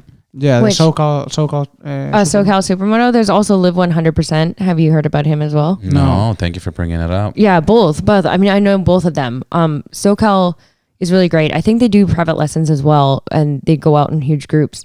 But Jamil at Live 100%, he has 4 brand new FS 450s, and he'll like walk you through like professional style. That's awesome. Like he'll take you like individually. He only has 4 bikes. He can only take max 4 people at a time, and you just go out and you learn everything. And he's really good. Live Where is 100%. He's out of Redondo Beach, but he takes it to Riverside. So there's Okay. 2 tracks here. There's Yeah, the yeah. Riverside, Apex, and then there's also Adams. So And Apex Adams is is in in? Paris, and Adams is in Riverside, Okay. California. California, Paris, California, everybody. Paris, California. Yeah. Oh. Go to Paris, friends. And both are great tracks. Both are really good. Paris is kind of an easier one to learn with. It seems to be less busy. So you can go to that track and you can just have it for the full day. And they're really great there. They're really casual. And, you know, as long as you are respectful to them and respectful to the place and, you know, pick up after yourself, they'll respect you and just let you do your own thing. Adams is a little bit more stricter, just because I think they have a lot more traffic coming in. So with that, obviously there's different rules and regulations, and there are more eyes on you as well on the track. So, but both tracks are really good to start off. Yeah, we're definitely want to get involved and check it out, and to do the training, do the course, maybe even sit down and talk to them, and go from there. Oh, you learn a lot. You learn a lot for sure. Just even about like the different like braking and getting into the corner, and then where you're going to be looking and where you're going to be going. They go over a lot of the basics. What about popping But oil? like, oh yeah, Of course. of course. Time Of is course, trying that's to in here. The big thing is like by the end of the day, if you're a normal rider, me. Sorry, I'm A good delayed. rider. I'm delayed. He said, Jaime's got to learn, and I just catched it. I was like, Yeah, what? that was like 5 minutes ago. It's his life goal. Yeah. No, go ahead. Sorry. No, you're fine. So they break it down. They So they instruct break you. it down for you. So like by the end, I mean, I only did it a couple times, but like you're at least backing it in. You're doing something cool. You're not just gonna learn how to ride this bike. You're gonna learn Master it. how Slide. what is the basics. Even if you can't do it that day, at least you understand it. He's trying to implant a seed in your mind Right. that okay, I kind of understand what you're talking about. Isn't it weird how sometimes somebody instructs you or tells you how to do something, it doesn't click, and then you go home and you drive and it still doesn't click, and you're thinking about other stuff, and then you lay in bed and then you're like, oh, Right. I got to do this again, and it's just so different when you do it again because it It clicked. is. But it delays. Sometimes I'll delay for a day or two, and I'll be like, that's what they meant. Don't blame yourself, Robert. I think it's just you. Oh, probably, probably. But No, there's I am moments. definitely the same. Yeah, I went Definitely. to Thermal, Thermal, passing Palm Springs. So Palm Springs, Cathedral City, then there's a city called Thermal, and they have a BMW track for all the M3s, M4s, Oh, no way. It's super That's awesome. cool. And they have the drifting course. and Yeah. we did that. I'm trying to do a drifting course right now. Oh, Actually, it's so much fun. It's Where- good. where were It's you just doing good it? to have on your resume. Yeah, of I've course. never done it. Especially I've in the done film like industry. the Got to take the Audi R6 on Which one? Circuit de Barcelona. Oh, the Circuit Barcelona. Yeah, that was sick. Montmeló?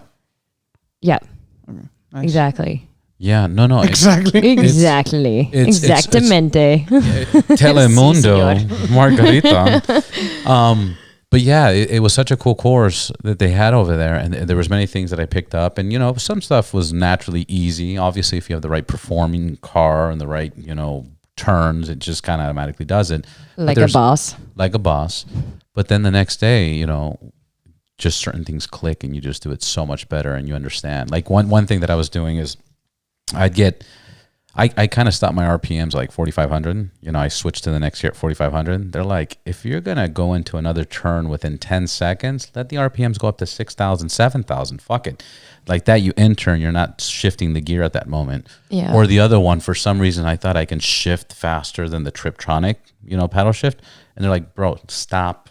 Don't try to do it yourself. Yeah. This is much faster. Yeah. And hold this position, because no matter how crazy the turn is, you'll never go past, you won't do a full circle kind of deal. Anyways, but the basics that you needed. Yeah, it's just really simple stuff, but we complicated ourselves really, until you get that experience. Definitely. We're like, how? What? Yeah, like I'm going to go It's like full mind blowing turn. to you. No, You're like, don't. how? What are you doing? And then when you do it for the first time, you're like, oh, okay, I get it. Right. Right. There's that oh shit moment. Yeah. Oh, I was overthinking it way Like, too I was much. being an idiot. Yeah. So who are your sponsors right now? So Cortec is my main sponsor, and then I work with HJC for my helmets. I actually switched over this year, which was a really hard call. Scorpion Helmets is who I worked with before, and I had been with them. They were my very first sponsor. They were the first person ever. I had like 1,200 followers on Instagram living in the Caribbean. And this random dude hits me up, Larry Panichelli. He hits me up and he's like, hey, do you want a free helmet? I was like, what? He's like, yeah, you're taking nonstop photos of your helmet and your bikes everywhere. He's like, do you want a free helmet? I'll send it to you. I was like, no freaking way. I can get a free helmet from this? I was like, this is crazy. Yeah. Social media is insane. I can get a free helmet. Like, to me at the time, I was like, that's crazy. Because also shipping into the Caribbean is really Expensive. It's not only expensive, it's like more the weight. Because it has to come in by boat. Oh, that makes sense. So you're waiting everything by boat. They don't fly which the is plane funny. and just drop stuff off. No, it's not like the care movies. package. You're Damn literally waiting for this busted ass box to arrive, because it always is busted, to arrive off of a boat. That probably takes like a month and a half when you order things. Like, it's crazy how long it took. But yeah, so they gave me my first helmet. And then actually Larry went over to Cortec and I went with him for Cortec, all their clothing, all their lifestyle, and further leathers. And I stayed with Scorpion. And then, I decided that it was a move that I wanted to make to try out a different helmet. I've literally never had a different helmet. I had an AGV when I was like a kid. Yeah. Which I still have. This helmet that's like 15 years old. Really? That's great. Yeah. I wish I had do. my first helmet. I definitely do. I keep my helmets. I have a collection. If you ever watch my YouTube, it's always in the background. It's there. And people always ask, like, how many helmets do you have? I was like, that's not even a quarter of them. Yeah. Like, I collect a lot of helmets. Any shoots I've been on, I did a commercial for Torque as well. And I got like 4 or 5 helmets out of it. Because once you wear it, they're not going to put it back in the box and try to sell it. They're like, no. They're made just for your trying head. all the different sizes. What? No, I'm like, this one is cool. Let me try that one. Yeah. So I definitely have a lot of helmets. But then from there, sponsorship wise, I was working just with the AMA Supermoto, DRT racing. That's Alex Mock for the race season. And trying to think of who else. Really, Cortec is my biggest one. Oh, I just started with this CBD company. If anyone is into CBD, I don't know, but I think everybody's into CBD, or they're CBD. trying to get everybody into CBD. Exactly, just to try it out and see what's like happening miracle there. Yeah, natural drug. But my girlfriend met her up at Sturgis up there for the big bike rodeo and the MX jumping and all that was going on there. and met her and her husband, and they were so cool. And she's like, do you want to try one of my drinks? I was like, yeah, of course. She's like, it's CBD, just warning you. And I was like, oh, that's amazing. Like I CBD tried water or soda? It's CBD sparkling water. It's called Drink Present, and it is seriously phenomenal. Anytime I do a workout, I drink one right after, and it's supposed to like help with recovery and all the benefits of CBD that it gives you. And I really love it. So I've actually started working with her. That's out of awesome. just pure love for the product. So I fell in love with it. So, and then she also backed onto me, and I got her such cool content. She said that like she wants to also work together like full time. So I was like, that's awesome. Yeah, collaborate. So yeah, so we've definitely done a really cool collab with her. And she's also a moto chick. She's definitely, one of the people that you can just call up and talk to. So it's nothing. Same with Cortec. Like all of mine have been such good relationships or sponsorships. It's not necessarily about like what you're getting. It's like the people that you're going to be working with. I think a lot of people are just stoked and they just like want to collect the money and be like, yo, sponsor me. Like this is it. Yeah. And they do business very cold. I am definitely not that person. I'll like show up at the office and just be like, hey, what's going on? Like, I don't know. I like to be very much a people person. So if my sponsors aren't people as well, people, those peeps, Yeah. if you're not Good peeps. if you're not good peeps, then Get out of here. yeah, then definitely doesn't work for me. Yeah. So it's it's communi- totally a different dynamic than most people say to get sponsorships. Yeah. No, communication and bonding and, being cool is obviously going to make a stronger relationship. Yeah. Period. That's it. But there is companies that just want to shoot you a check and Exactly. or people that are sponsored. That I've encountered a couple of people that we're trying to get a sponsor from. Yeah. That they said, hey, we're looking more for a relationship more than just give you a free product and never see you again. Yeah. Well, I'm sure that happens. Really. If you look at how many people are trying to be popular on social media and turn it into a business, I'm sure, these companies get thousands of people like, hey, send me free shit, send me free shit, send me free shit. Yeah, exactly. It's getting saturated. It's really getting saturated that way, I think. They got to be able to filter that. I even I have a product and people call me up and they want to support me by me sending them free shit. And I'm like, that's not how you would support me. Supporting me would be like, try it out, pay for it. What do they Pay offer for it, you? yeah. What do they offer you? Yeah. Well, they're going to post it on their 500 Well, yeah, because then followers. it's also helping somebody else out. And then like the thing is that I think people should do is buy the product, you rock it, you sport it. If you make good content with that, the people are going to see that as an opportunity. For example, you guys see somebody posting it's really amazing photos and stuff. You're going to be like, we want to work with you more. So like, let me send you some cool stuff when I get it. It has to be that two-way street. If it's only a one-way street and people are just asking, it's very easy for that person to take advantage. Yeah. And you see it a lot and you hear about it a lot in the industry about people just, they just take the product, they take what's good out of it and then they just drop it. And it's like, that's such bad marketing. Tell her a little bit about what you do, about your product.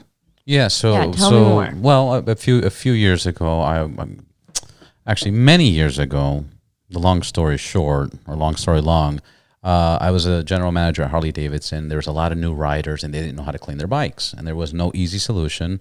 Cleaning a bike is pretty simple. Cover your air cleaner, your exhaust, hose it down, and that's it. Do you do that? Do I? No, I use my product, But yeah, no. Before I would do that, if I wanted to keep my bike clean. Oh no, in a Harley especially. With Harleys especially, for sure. yeah. With a Harley, you got to wax Yeah. it and kiss it and scrub it, and you got to keep it shiny. Tender love and care. Yeah, that's right. A lot of TLC. Anyways, I was just trying to find an easy way to clean motorcycles. That's it. At that time, there was one brand which I don't even care to even mention. They were okay, which was a spray and wipe. And anyways, I got with the chemist and started working on different things. He failed. I couldn't get nothing done. Worked with another chemist, and we got closer to something. And then I got busy. Then I went back to that same chemist, and we were able to finish, my chemical, my formula. So the product's called Ride Clean, and it's a ultra premium polish, sealer, waxer, waterless, spray, wipe. It's UV protectant, and it protects the leather, works on windshields. No way, that is awesome. Yeah, it's pretty cool. If you spray it on the windshield of your car, I have an Audi with the automatic windshield wipers. Yeah. The water blows away so quick that the wipers don't even turn on, which is pretty impressive on the newer Audis because they're supposed to sense that right away. Right. So, anyways, I've done many, AIM Expos, SEMA, IMS. I've done a lot of shows and completely sell out. People like really lose their mind, especially when they see I put oil on a tank and it just cleans it right off. But the point of this is so many people just want free shit. Like, I don't know. They've never even tried my product. They're not even in the motorcycle or car industry. Never heard about it. Yeah. Right. They don't know. And it's just like, can I have something free? Can I have something free? I'll promote it. It's like, that's not how you, even friends. I don't mind. I'm the most giving person in the world, and I'll give you a bottle right clean so you can test it out. But even friends want like free stuff. Like, oh, I want to support you. Just give me a bottle for free. It's like, that's not how you support a business. You buy it at a discounted price, you know. Anyways, not to go on a rant. I don't want to say names, Colin. No, I'm kidding. I'm so kidding. I knew Jaime was going to like that. No, Colin, I am kidding, bro. Colin always pays. He's basically the one that listens to everything the first, and he's going to be receiving this beautifully. Yeah, that's beautiful. I love it. But yeah, there should be a collaboration. There should be a partnership with anybody you do business with. And it sounds like you have a very strong bond with your sponsors, and you proudly promote them. For sure. And I actually didn't get through my whole list of sponsors, actually. I work with the AMA Supermoto, as I said, and Michelin Tire. Oh, These tires are freaking amazing. So you can burn out as many tires as you want. Amazing. Yeah. They're really good. And then I work with Moto Masters. So my Moto Master brakes are definitely on my KTM. I'm going to be swapping them over to the FS here soon and see how we go. So I'm definitely been ecstatic about them, and just the look of them too. So many people ask me like, what is that? Because it's definitely not just stock. Yeah. And I don't like the stock look. I don't know. As soon as I get a Supermoto, I just want to tear everything off of it and put something cool on. I saw something aftermarket. I'm all about aftermarket. Yeah, I saw the rims you put on, the white rims. Yeah, the white rims. That's Warp 9. These are my favorite. Those are beautiful. So they're also tubeless, which we were talking about earlier when we first got here, about tubeless tires. And for me, it's either Alpina or Alpina before I met Warp 9. Because they were tubeless, and I cannot be fucked with a tube at all. I can't.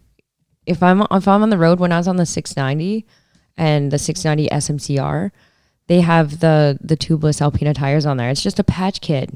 You're on the road. It's so simple, especially as a woman. I don't want to take this tire off and not that I'm saying it just because I'm a woman, because it's just it's but a you process. do it, it's and just for the record, I've seen videos of you taking out tires, no problem. Oh yeah, but it's a process. I'm actually doing the same thing tomorrow, and it's definitely going to be a long day. I'm swapping over 2 sets of tires, 2 sets of brakes, and I have just one of my mates coming to help me to make sure I don't fuck up my shit. Did you say your mates? Yeah, don't fuck up your shit. My mates. Oh, yeah, mates. Yeah. One of my mates. Is that Canadian or Australian? Australian and a bit of Europe, I guess. Yeah, like UK, they say it. Yeah. But yeah, I definitely got it from Australia. Very cool. One of my mates, my amigos, my hombres. Nice. My muchachos. Yeah, you don't want to fuck up your shit, of course. But it just helps to have somebody there, especially when you're doing tires and stuff. I mean, if you scratch one rim, I don't know about most people, but like I'm devastated. I'm like, oh my God, I might as well just buy a new one. So you do stunts and you race, but you don't scratch one rim?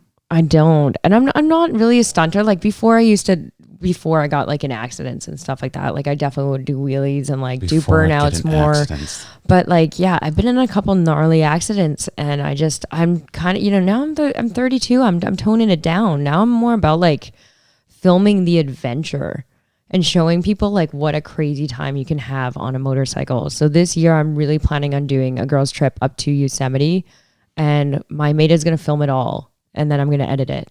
Who is your mate? Is it the same one that's filming on your Instagram? Because I was watching like 4 or 5 videos, and they were amazing. I do a lot of the transition what videos. Is your I do Instagram myself, so people can see it. So my Instagram is Spico Mode. Nice. The videos are fire. The transitions and stuff. I do a lot of the videos myself. If I can do it myself, I'll definitely do it myself because I just like to be in my zone. And when I'm creative and want to do it, then I'm just like, yeah, let's go. The one with the eye and then it just like goes into something else. Yeah, that was cool. For Super 73. That was like their contest that they had for COVID. Really, really fun contest. And so many people did amazing jobs at it.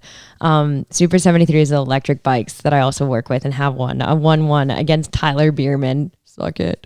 So good. So good. Against Tyler Bierman. He actually thought that I was a lapped rider. And the whole time I was behind him. And he thought I was a left rider. So he went to go celebrate a quarter mile too early or a quarter turn too early and celebrate. Oops. And I passed him at like the very, like half a tire length at the finish line. Sucker. And won the Super 73 bike. It was the best victory I've ever had in my life. Did you win one of the new ones? I have the older model, the S1 model. Uh-huh. But I don't know if I'm going to get a new one. I love my S1.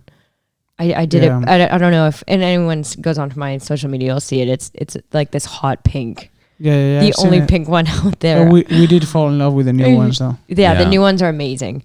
The black on black. You were riding one out, right? Yeah, yeah. We And I was in the their startup video for the RX too, like the Series R. Yeah, that the they sports have. performance one. That bike is with crazy. The suspension. Yeah, and all that shit. we try to take it up these crazy cliffs and stuff like that, and man, it just goes. It's definitely a really cool electric bike. It's kind of an in-betweener of a mountain bike and an electric bike, you know, that they see that like the beach cruisers. It's kind of like the perfect mix. Yeah, it's badass. We had Michael on the podcast on episode 6. It was so exciting nice. to hear Cool. his I'll story. definitely have to go and listen to that. Yeah, his story of how he started the company and what he did and what he's accomplished is so cool. He is very well established and just a good person all around. Just everyone at Super 73 is just really good people. Like the same thing. Yeah. It's always just a good feel the and culture. like, yeah, exactly. It's good culture. Yeah, Jaime was and telling me. they're trying to get in the motor industry a little bit more. So, you know, they're trying to have that like that presence as well. Right. So I think it helps that they definitely reached out and happy to support them as well. Yeah, I kind of reached out at some point. I said, "Hey, Michael, if you're looking for somebody just to do anything, just let me know." If I'll you do look- it. He If you're looking, just went online. They just announced the other day that they're hiring. Already? I'm gonna give him a call. Get on Listen, it. I don't Send in your CV. I don't care. I don't care what to do. I just want to work there because it seems like everybody's having fun. Yeah. It's amazing what they do. Yeah, he went there and he was telling me what a cool environment. Yeah. The environment that they've done. They're in Anaheim, right? Yeah, I mean, I would no. No, they're Irvine. at Irvine. Irvine. Yeah. So in my office is I work in an advertising agency, and my office is like maybe 3 blocks away from them. So, but I work remotely. So every time I have a meeting and I go to the office, I kind of swing by and I'm like, "Hey, what's up? What are you guys doing?" Looking through the Try windows and like a look around. stalker. To see what you guys- Want me to test ride it's always a anything? good Where are time, the stormtroopers? for sure. Where are the stormtroopers? Yeah, he's so funny with his stormtroopers and Star Wars and stuff. I Yeah, have rexing actually, around. Yeah, rexing around. Really cool. I've actually never been to Disneyland, so I cannot wait to go. We're all We're going. going He, with he him. promised us, and I guess he promised you. No, he did, but it's okay. Like we missed our opportunity. Wow. So I'm gonna go on my own anyway with a couple girlfriends and just go. And he convinced me definitely on Disneyland. He's like, I cannot believe that you haven't gone yet. Oh, he promised So- that he's taking us. Yeah, he promised he was taking us because he says in He Star said Wars that to land. last summer to me and Parker both as well. Michael, but we're putting you on honestly, blast. We are putting Michael on blast a little bit, but honestly, it's okay. Like I would rather just go to experience it, but I definitely will remember that Michael was the one that pushed me to go there because he said that it was like the best thing ever. Yeah, I mean, to me, it just makes no sense to go without him. That's how. This that's is how probably bad it true is. as well. Well, especially Star Wars land. He Yeah. said Disney's somewhere you can go, by Right. yourself with your girls. He says he has no connection. His connections are not as Yeah, good. of course. But rexing around connections Because are, because he is the Star Wars guy. Yeah. He is that guy. You really got to listen to that podcast. I He talks can't wait. about- I'm definitely on my way ride home. Yeah. So Back what to was- Newport. So I'm what gonna were be you listening to doing? it. What were you doing when I met you at Super 73? So I was just working with them, just helping them out like as a brand ambassador. So I just the same thing as like the CBD company. I just fell in love with their bikes. They were cool. They were trying to break into the moto industry, and same with Parker. We met them at the exact same time and carried our relationship from there. And he actually like works there now. He works there doing the stuff with the Super 73 and doing marketing. And for myself, I wanted to just be associated with it because they're just a really fun brand, like you said. Like they're just cool. So when we met, when I was there, I was just helping out at the front desk for a couple weeks. Mm-hmm. They needed like they were expanding. They had nobody in the front desk, and I was just free because also this was before my green card. Yeah. Yeah. Or was it after? I think it actually was just after. This is when I first received my green card. So I was like, oh God, I can work. I was like, let me in. So they were like, okay, cool. So they had an opening and started that. And then I started getting much busier and taking over full time the the moving company. So it didn't really work out that way. And then I also have been starting a zillion other little things, having commercials and stuff like that. Like for myself, I could never work a 9 to 5. Like that just doesn't suit my lifestyle ever. Yeah, that's terrible. I've been an entrepreneur since I was like younger. So I just can't, you know, I own a juice bar company also in Barcelona, but I sold out. So you were in Barcelona for a minute. I was in Barcelona for quite a few years. Yeah, for like to 4 start years. multiple businesses, race out there, get into racing, get into supermoto bikes. How did you see the comparison of getting? Because you said you're a resident in Spain. Yeah. So how do you see the comparison from become a resident in Spain to become a resident in the US? Is it harder? There is it easier? no comparison. It is so easy in Spain. It's literally like a blink of an eye, and you're like, "Oh, cool, I'm here." What is the? Because I've never, I'm from Spain, so I don't know. Where are you from in Spain again? Madrid. The only place to right? be. Yeah, Madrid and Barcelona, they're like I best know, friends. I know. Slightly, you know. That's so funny. I actually worked with the Puig family. Do you know the Puig family? Yes, I do. They're like one of the wealthiest Spanish families. They have all the clone and stuff like that. Yeah, Mr. Puig and Pillar. Worked with them out of Monaco. They came on one of the boats. They chartered one of the boats for a bit. Nice. For 3 months actually. One of the longest charters ever. They were cool. Did you go to Madrid? I did go to Madrid. Okay. I thought it was awesome. And you like better Barcelona? I liked Barcelona just because I'm a water baby. I really like being by the water. I think that's why California also works for me. Yeah. You know, out of all the places in the US, out of all the places in Spain, I had to land somewhere has, you know, a good connection and that a lot of things are happening in art and photography and motorcycles and the water. So it was pretty quick for you to be a resident, and there was no problems to work and stuff like that. When did you just it was apply? Like 2 months. Like, give it to me. It was like 2 months. Like you're like, hey, kiddo. Yes, I think I think even the US, like there's just so many applications where here, like there's not that many. Yeah. It's not as big because like I mean, US is known worldwide for like the green card and everything else. Like it's a process. Well, everybody. I mean, we can't compare how many people are coming to the US trying to get here legally, illegally. Compared to Spain. I mean, it is a big difference. If it's just as numbers as we were saying before, it's almost 10 times, more people trying to apply. So it makes sense that the process. It's more than 10 times. Well, I get it, but also, there's a lot of population, a lot of demand of it. Just naturally, there's going to be a longer process here in the US. So to be a resident in Spain, it was really easy. And I thought everything was it was really easy in Spain for a lot of things. I mean, everyone's just so tranquilo, like it's all just like chill, and the Spanglish, I love it. Chill, yeah. Amigos, tranquilo, tequila. Spanglish, oh God. Love it. But yeah, it was so easy. And you'd be stressing and be like, oh man, like I need to get this. I need to get my license here. Right. Like I need to get this now. And they'd go there and they'd be like, no, you're good. Like you can use your Canadian one. Like you don't need... Even talking to policemen, I got pulled over for riding the KTM. I didn't have it registered yet in Europe. And I like went through the intersection, like right downtown, right by the marina in Barcelona. Yeah. And I totally cut off the car and everything. And I was like in a rush and I was like, oh shit. Zero fucks given. Yeah, zero I'm Canadian, fucks. Fuck Spain. Zero fucks. Well, and my heart died. Like my heart died when there was a police that pulled me over immediately. And I was like, I have zero paperwork for this bike. Yeah. I don't have my Spanish anything. And I was like, now I got to speak Spanish as well on top of all this. I lifted up my helmet and he said something to me in Spanish. And I was like, perdona, like, habla inglés, like, you got to speak English here. So he was like, oh, yeah, you have really pretty eyes. I was about to say that. Oh, my God. Thank the moto gods because this is going to be the easiest thing to get out of ever. I was going to tell you. Especially if that's the first thing. And guys hate to hear this.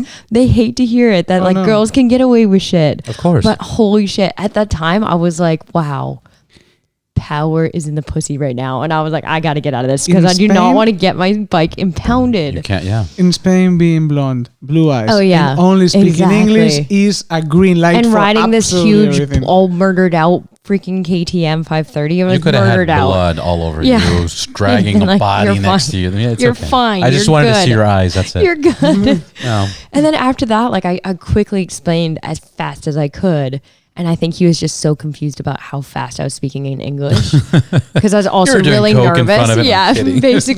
basically, he's like, "What has this girl been on?"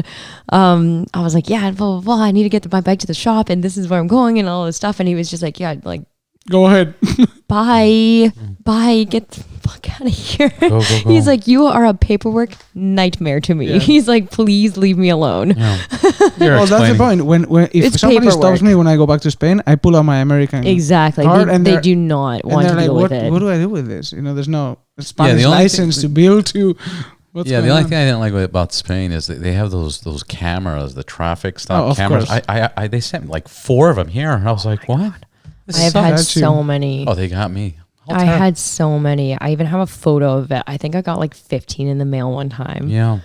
And I was like, oh my God, I'm going to die. I was like, I cannot get a Spanish license because Oh, you this is can't. going to register for my Spanish license. So I had to like pay everything off and it was all under my Canadian. So like everything had to get mailed to Canada. And then I had to like get my grandma to send it to me Jeez. again. And then I had to pay it. But it was a process. And it took They were like them 65, 80 bucks. so long. Yeah. Because I didn't say I didn't even have my residency yet. So it was just my Canadian thing. But they actually did do the paperwork. I was kind of pissed about Did that. they? I was like, they're never going to do it. I was so confident in that. Oh, And then no, I so- got it in the mail in Canada and I was like, fuck. Yeah, Shit. they do the work to get their money. Yeah. for Yeah, sure. yeah, exactly. They're like, this is a gold mine. This Yeah, girl I- has been speeding so much. I ignored mine for probably about 2 months. Then they sent it again. I was Again, like, oh, they're yeah. not going to quit. They got They this. won't. They won't. If they have your address, they will just keep on putting it in there until they get that money. Bastards. They are. Yeah, crazy. I heard that like 11, God, how much money was it? Somebody, this last weekend, 1,100 tickets in Laguna they handed out to only motorcycle riders. No. 1,100? 1,100. Just in Laguna? Somebody texted me that and told me that. And I was like, what? I got to Oh, investigate a little bit more. we're gonna Anyone have to- else have we're gonna that have to fact check article? that. Please send it over because I am so curious. I was like, that is an insane amount of bikes. But what kind of tickets were they given? I don't know. I guess for everything, just any motorcyclist, if they had anything wrong with their bikes or anything, they were like zero tolerance for motorists They need in to- Laguna. They need That's to not- recover the COVID. You know, Yeah, Wow, that exactly. sounds- I was like, the COVID, the COVID the tax. COVID, Yeah. and these killer bees. These, before we Yeah, die, we yeah. might as well get these Exclamation bikers. marks, you know. Yeah. Crazy, but yeah. What else? What else are we missing? So I have a God. question. Yeah, go for it. Money doesn't exist. Which bike would you buy right now? Right now, that is a brilliant question. Somebody tells you you can have any motorcycle in the market. Which one it is? Regardless of money. But it has to be your primary motorcycle. They're gonna give it away for you. This is the Jaime signature question.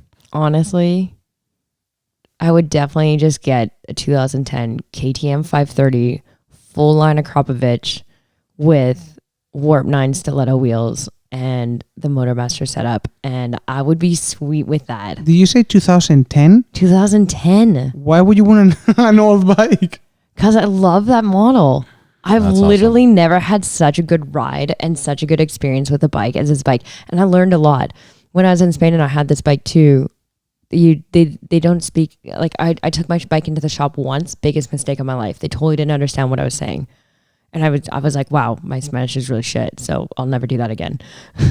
Shot myself in the Oops. foot. So just from there, I just YouTubed and like learned everything myself of how I actually have to maintain my bike and what I need to do and how to fix it and how to do the oil changes, how to do the interval changes, chains and everything else, changing tires. Learned all that myself. So I think just the history alone that I have with that connection with that bike has definitely made my moto experience and just everywhere that it's taken me afterwards so amazing that I would want that exact same bike back. The dream would That be bike getting back, a literally. brand new 2010. Yeah, a brand new KTM. 2010 KTM 530, and like that bike would just live in my souped up garage and just be there, and I know it's there. That bike is something Nice. that I've always wanted, but my friend still has it in Germany. That exact bike. So maybe you one can day go and it'll be in collect it. America, which means that it's been on Caribbean, it's been to Germany, France, Italy, Spain, And and if it came to America, that'd be 6. multiple times Two in different different continents. parts. 2 different Yeah, continents, different- 6 different countries. Yeah, crazy. That's awesome. I mean, That's a great the bike. answer. The bike has a better story than I do. But did you have you test ridden the new ones by any chance? I have. You don't care for the ABS I do. or stuff I like mean, that? I absolutely love them. I think that they are amazing as well. So it would be a hard toss up. And also, I mean, every bike I do love. My whole thing is I want to ride every single motorcycle at least once. I'd Yeah. never knock a bike, even a Vespa. And that's If on it's a brand your new social Vespa, media. That's on that your is on Instagram. my social media. I'm just starting now doing motor reviews because if I get an opportunity it, to please. go overseas, and some guy just hit me up and he said, I saw your motor review and I just bought the Honda Rebel. I did the Honda Rebel commercial Yeah. for them. So then right after I did a review on it, and it was the only, I only have 500 followers on my YouTube. I do not upload. In 3 years since I started the account, I have 6 And you sold a videos. Honda Rebel. And it got 50,000 views or something like that. And yeah, the guy was I just had to screenshot and send it. He tagged me in his thing. He's like, thanks to Spico Mode, I bought my Honda Rebel. Thanks so much for Wow. talking to me on Instagram. And I did. I told him what I actually think about it. And I have no problem talking to anyone. What do you think about it? I thought it was an awesome bike, Yeah. especially for a beginner. Just because it was really easy. It's very clean. It's very simple. It's very solid. Not that much maintenance. It's a freaking Honda. It's 250, right? never going to die. The 500. Oh, the 500? Oh, nice. They have a 300 and a 500. Okay. He ended up going with a 500 because he thought there was going to be a height issue. Because he was 6 foot, I think. He said he was. Oh, yeah. Can you imagine that? So obviously a 500, a 300. I mean, I rode both of them. Both of them were absolutely phenomenal. Which one would bikes. you get? The 500. Yeah. Just so you get that highway. Yeah, the you know? CCs get the more Yeah, performance. if it was just my city cruiser and I lived in a city and just need to get around, then definitely the 300 for sure. But both of them are incredible bikes. Both were amazing to ride, and it was my first motor review I ever did. And actually, it did so good on my channel. I've got so much feedback from it, so I'm definitely going to be doing more. Well, we're looking forward to them. Yeah, should be good. What else is going on? What do you have planned for the future? What are the big goals? Where are you in 5 years from now? Everyone always asks me that, and honestly, In a jet. No, I'm kidding. yeah, I could not say. Mediterranean cruise. I could never say where I'm going to be in 5 years because I don't know where I'm going to be tomorrow. Yeah, I am not a makes planner. I will definitely, every single flight I've ever taken, I've probably booked 2 days in advance. I will just jet set, and that is my lifestyle. It's definitely not for everyone, but any opportunities that come my way, I'll just try it out. You never know. Yeah. So for me, being in 5 years, established my own business. I'm kind of already there. Just keep on going with things like that, just investments, and just keep on rolling with that. But for bike related, I just want to be able to travel a little bit more this next year or two and do more motor reviews, and really just my Instagram name used to be Travel Dream Discover Supermoto. That's a long That's name. how I started off. It was Yeah. a ridiculously long name. That's why I had to change it, because people were literally like, What? why did you choose this name? Yeah. What were you thinking? And I was like, honestly, that's all I wanted to do. When I got my first supermoto, it was travel, dream, and discover. And then I also had to put supermoto in there because it's my passion. And so for years, legit so real literally passion. only 2 years ago, probably 2 years ago, I changed my name. But before that, I was always Travel Dream Discover Supermoto. So the Europeans, that's how they knew my account. A lot of people anyway. Did you change it or just open up another account? I changed it, but then I still took that name and put it under a photography account because I didn't want Smart. anyone else stealing that name Yeah. and Somebody taking the would've- credit. There's a lot of hashtags still out there and stuff Yeah. like that. It was your own thing. So I did change the name, but yeah, then I swapped and put the name on a different account that I just upload for my supermoto photos that I take at events. But yeah, I definitely see myself doing some more along what I originally planned on doing with supermoto and motorcycles in general, is just going out and filming and capturing the moment and just sharing with people what an amazing experience it is to be on a motorcycle and being able to go wherever you want and have that freedom and have that just lifestyle that is what I dream of. And to be able to show that, because I do love photography and I do love film. I've always been really artistic, so I just wanted to express that through the passion of motorcycles. So that's what I hope to bring to my social media channels in the next year, at least. I'm not going to give you a 5-year Please. outlook, Yeah. but the next year will be definitely going to Yosemite. There's so many amazing places in the U.S., and I have not seen hardly any of them. I've been to places and seen them, but not for what I see as beautiful. Like Yosemite, going up to those mountains to see something Nature. that's just so unique. Exactly. Being one in nature with your motorcycle is just it's the best feeling in the world to me.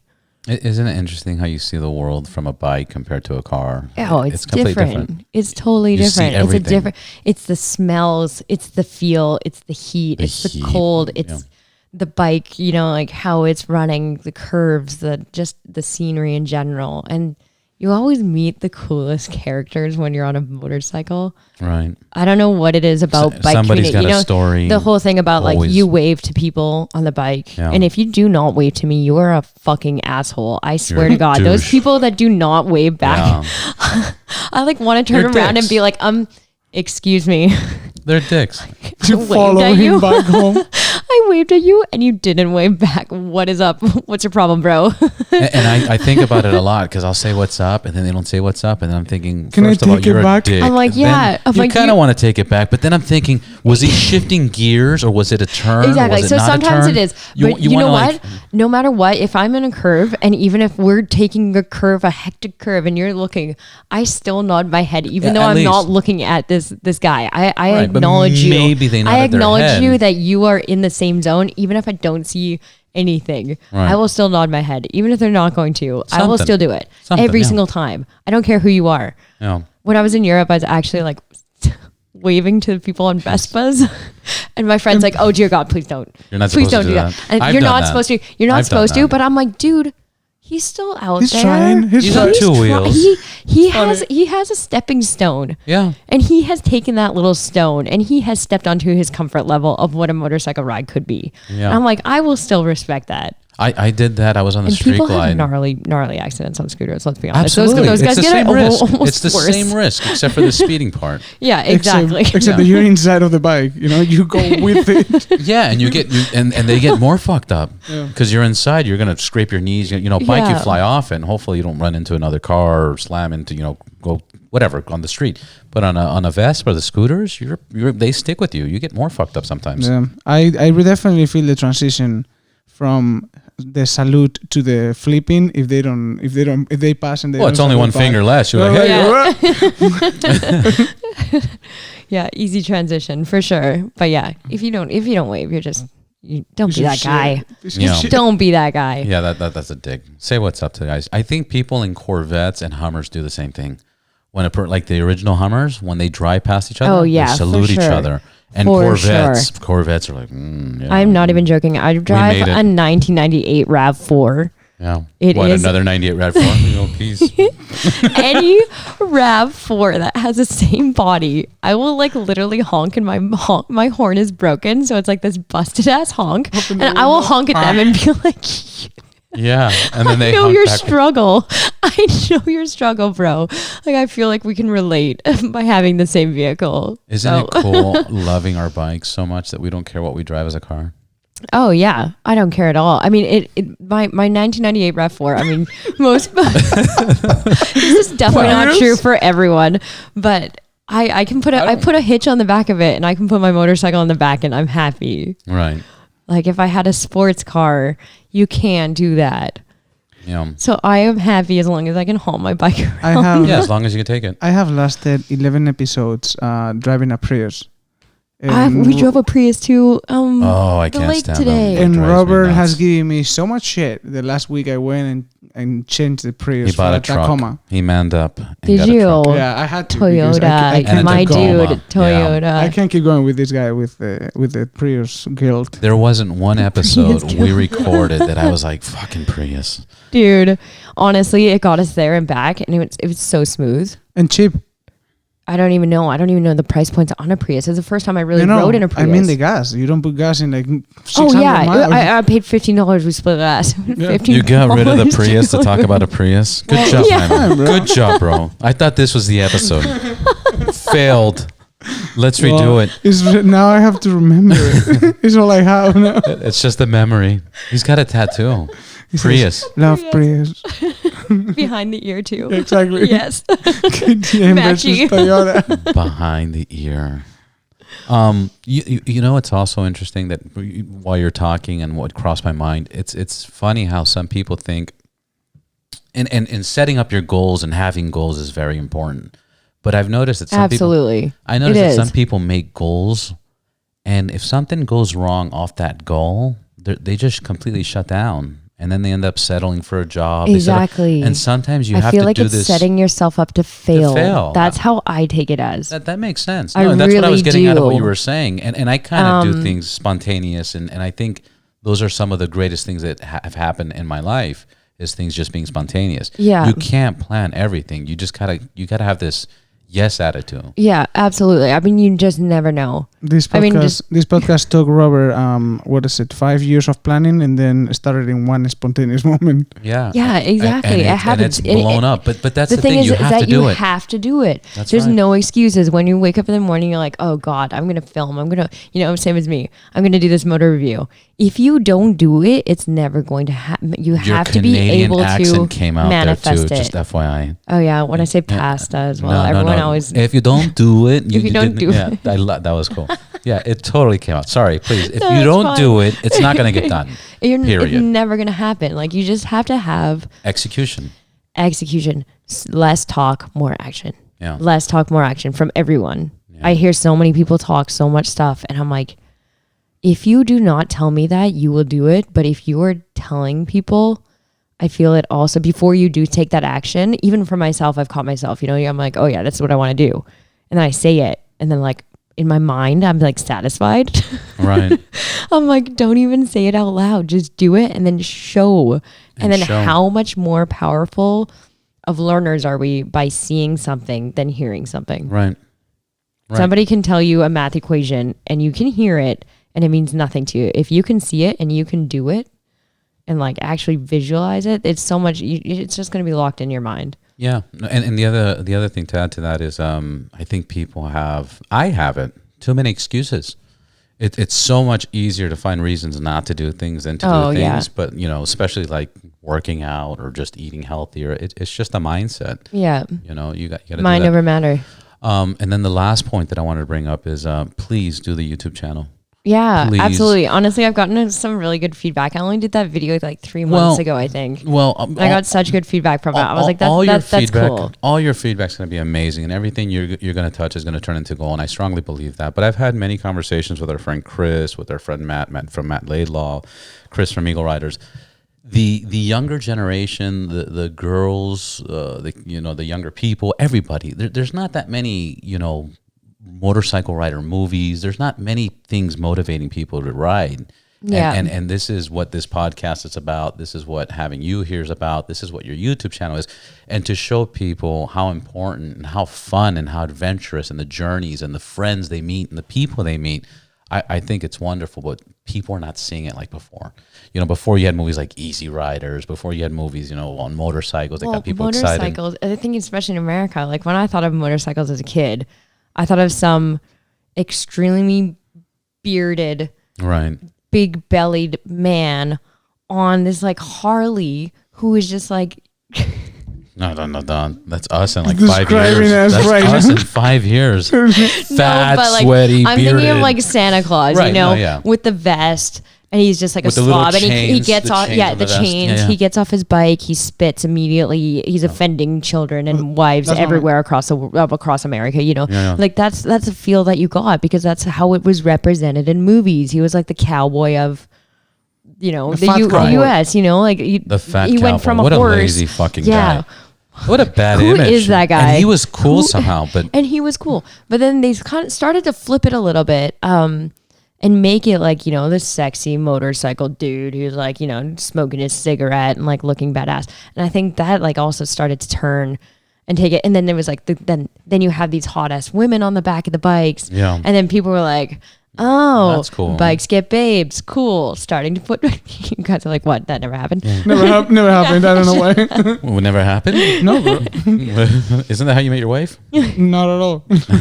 Not through motorcycles. How'd you Not meet your at all. wife? That's She cool. rides. That's cool. And She rides. Yeah, Come on. cool. That's so cool. She got her license. She's got her license. Yeah. She had Dude, her she has her motorcycle. license. She That has a is motorcycle, amazing. or had a That's motorcycle. like we say, stepping stones. Yeah, Right. for sure. Did she have her own motorcycle? Never. She has a license, and then we had the first kid. So Okay. game over. Yeah. No, it's not game over. It's not game over. It's not game over. There's potential. She's young. She can do whatever she wants as well. Once you raise the kids up and stuff like that, she might get into it. no, Might see, want to take a cruise maybe. with you. Maybe. Then that might be the most beautiful vacation you two ever had. You never know. Let's You never hope. know what the future Let's hope. holds. Let's hope she does. That's all. But the point is that we need more podcasts like this. We need more people like you. We need to get more active and create our videos and show this experience of that motivation and motivation. Where's that pill at? Yeah, we need the limitless pill. Yeah, to get that shit done. Just get a million fire fucking it out. Yeah, I'm waiting for that. You got to do that without the pill, though. It's a struggle, but you'll get there. Yeah. Once it's done, and you guys have your satisfaction. You guys have your podcast going and stuff like that. It's already rewarding. It's already rewarding. Yeah, it's been super rewarding. We've had amazing conversations. I think this will be episode 13, 14 when it comes out. Lucky number 13. Yeah, it might be. Yeah. It might be 13, but the conversation, you won't be able to do this with people. Yeah, in regular daily life, it's difficult, and especially if you go into a rally or to a motorcycle event, you can't have this one-on-one. And this has created a great opportunity for us to get to meet cool people like you, and us get to share our experience, etc. But so please do that. Absolutely. Honestly, I was so stoked when you guys said that you guys are doing podcasts. I was like, yes, that's awesome. I do love podcasts. I wanted to start my own too, but I'm the same thing. The same thing. I get too busy doing all my other stuff. Excuses. Yeah. And then I got the mic, and then I was like, what am I going to do? What am I going to talk about? You can talk about anything. You hear That's the beauty of podcasts, is literally you can just get on there and talk about anything. Yeah, there's a podcast that just does old TV episodes of like the 90s. I've been listening to murder podcasts, like these like crime scene crazy. But is it like crime stories? Yeah, it's a crime stories. It's But is it like a 1950 radio sound, like, and then the guy like they tell stories, or it's like real life stories that have happened? It's a real life story it's like from back in the 70s or 80s. They found these barrels in this random town in like the middle of nowhere in the US, and that these bodies have never been able to be identified even today. Well, it's crazy. It's crazy how like the whole story. There's so much information about one person's story that they can have like 100 episodes of one thing. Yeah, I'm like, that is a lot of episodes about one thing that hasn't been solved. I'm like, where is this gonna go? They're solving shit now. I don't want to say the name of this website or company, but there's these websites where you can like spit in them, or you give them some blood. And they can tell you your family history. They can tell you what percentage of this. And, I don't want to say the name of the company. But now they're solving old 70s and 80s murders because they had DNA, but they were never able to compare it to anything. And now these websites collect this information, and the FBI is like, whoa. And they've made multiple fucking arrests based on somebody's like, I wonder what the percentage of Hispanic I got, that goes in, that you go into the system and done. I am not surprised at all. Yeah. At all. Yeah. Honestly, I'm curious, not to get really into it because it's so controversial, but the COVID-19, like, what is the point of all of this? Yeah, we'll see. I mean, like, there is something bigger happening. Some guy named Bill wants to get everybody vaccinated. The newest one I heard that was so silly, but it made sense, was that COVID-19 stands for Certificate of Vaccination, ID, identification, and that 19 changed into numbers is AI. So it's Certificate of Vaccination, Identification, AI. Dun, dun, dun. Dun, dun, dun, dun. Honestly, there's so many conspiracies and so many people confused. It is confusing. I'm not joking. Hearing news in the United States, I just feel like the message is confusion.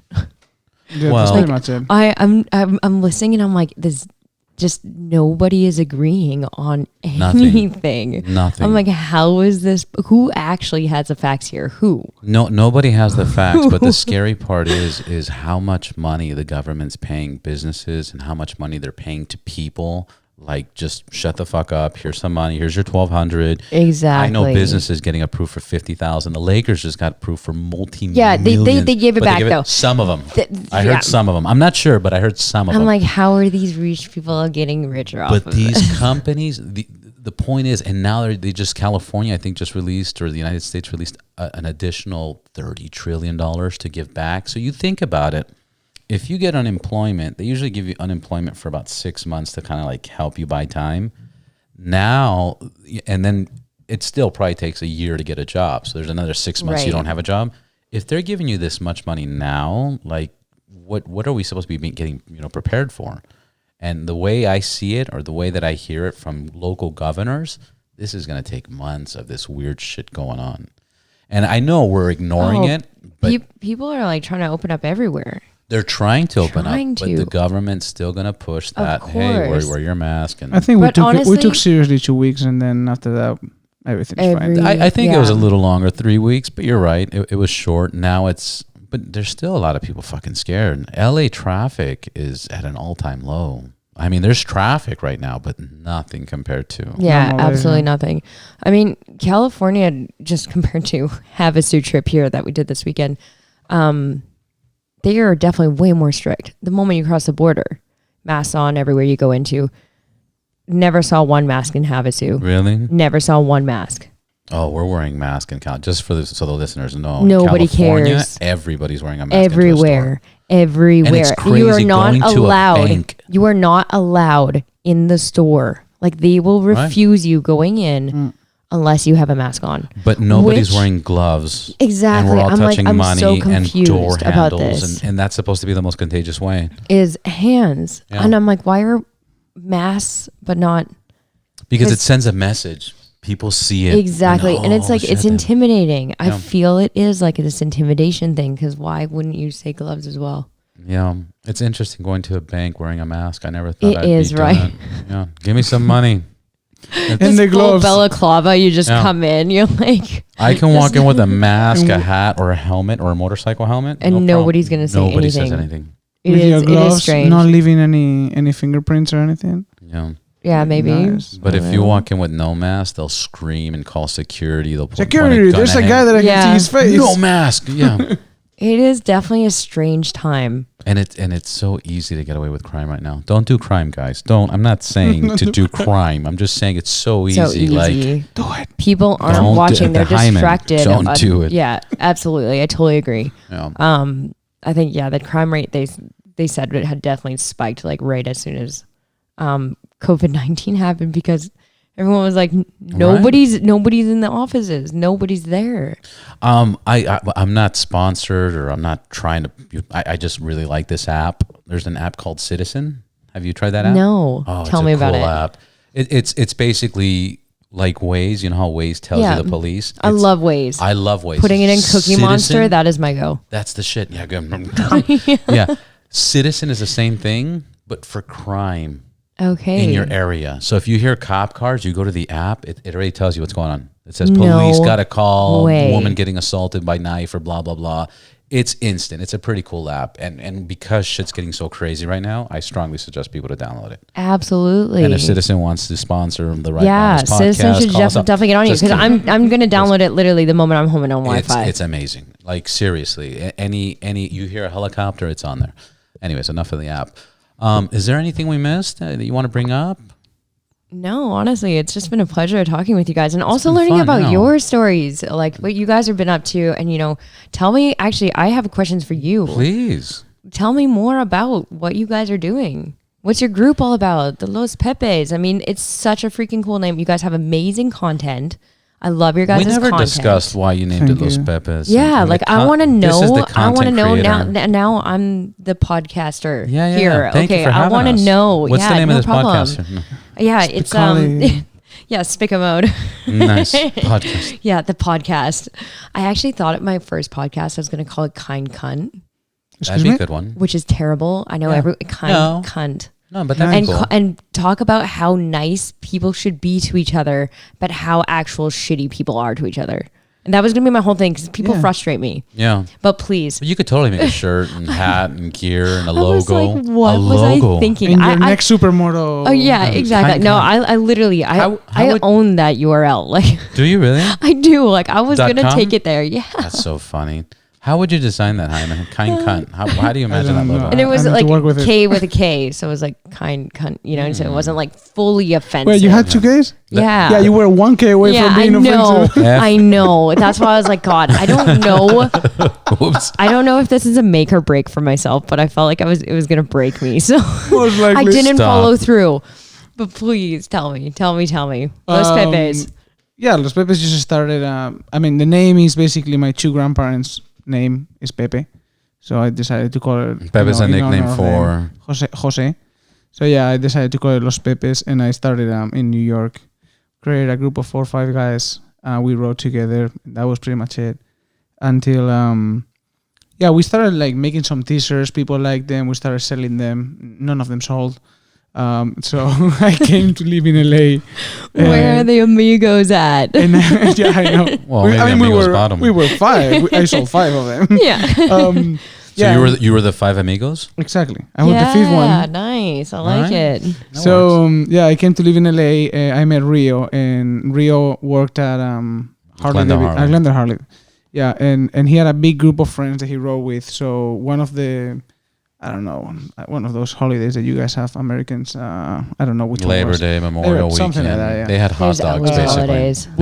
There We did a ride together. It was like about 20 people, and we decided to just turn the crew into merge Los Pepes with the crew that they already had. And obviously, I'm a photographer, so I started shooting these guys while riding, and it's just been like You were using the camera while riding? I don't know. You got to be careful sometimes with that. I don't know. Yeah. Well, I don't know. Yeah. Maybe there were some pictures there. Do you shoot with your camera while you're on the bike? I debate about this all the time. I'm like, is this a good idea? Or is this Has not? he? Or Yeah. does he? Do you like? Yeah. Okay. I A do little as bit. well, and I'm always scared that my strap is gonna break. Does Oh, this that's not- does this that's not constantly funny. go through your head? 0%. My concern is other things breaking. Oh Yeah. man, my little biggest fear is definitely that. Yeah. No, I mean, I know that it's fine. I have my camera insured, so it's fine. If it drops, I'll just get another one. Time is pretty good with the straps. Yeah, I'm good. Yeah, anyway, so since the moment that I started in New York, it's been a picture a day, most of the days. So I have to write enough. That kind of forces me to write, and it kind of forces me to shoot, which I really like. So that's pretty much it. Yeah, and I do got to bring up, just recently, Los Pepes Instagram, which is Los Pepes. Is it Los Pepes? Los Pepes Seal. That Los Pepes CEO just hit 1,000 posts. Nice. So of all his wow. pictures, that's big news. And That is huge. Obviously, Congrats. of seeing the pictures, brands started to reach out. Same as Hannah with you. Yeah. People are starting to reach out. So we got Two Brothers, Memphis Shades, Showy helmets, a bunch I of do sponsors. love Showy. Which we never like we discussed. We never ask for anything for free. We Usually, bought everything. we Yeah. always ask them for a discount or for cost price or whatever. We don't want people to lose money. But Right. even before that, and I'm going to bring this up because Jaime is really good at this, he'll buy something before he even considers any sponsorship. So he'll pay full price, he'll buy it, and he'll test it and say, fuck. Exactly. Hey, guys. It's all about that. And honestly. he'll literally say, hey, guys, I love this and I want you guys to have it. I think I can get a discount. And No. Very if cool. I don't get a sponsorship, I just straight up call and say, hey, I have a bulk order for this. I Right. want a discount. right. And everybody's open for that. So now we're working with BMW Riverside. Most of us got BMWs, and it's been great. Yeah, your bike's very nice. It's definitely balling. Thank you. Thank you.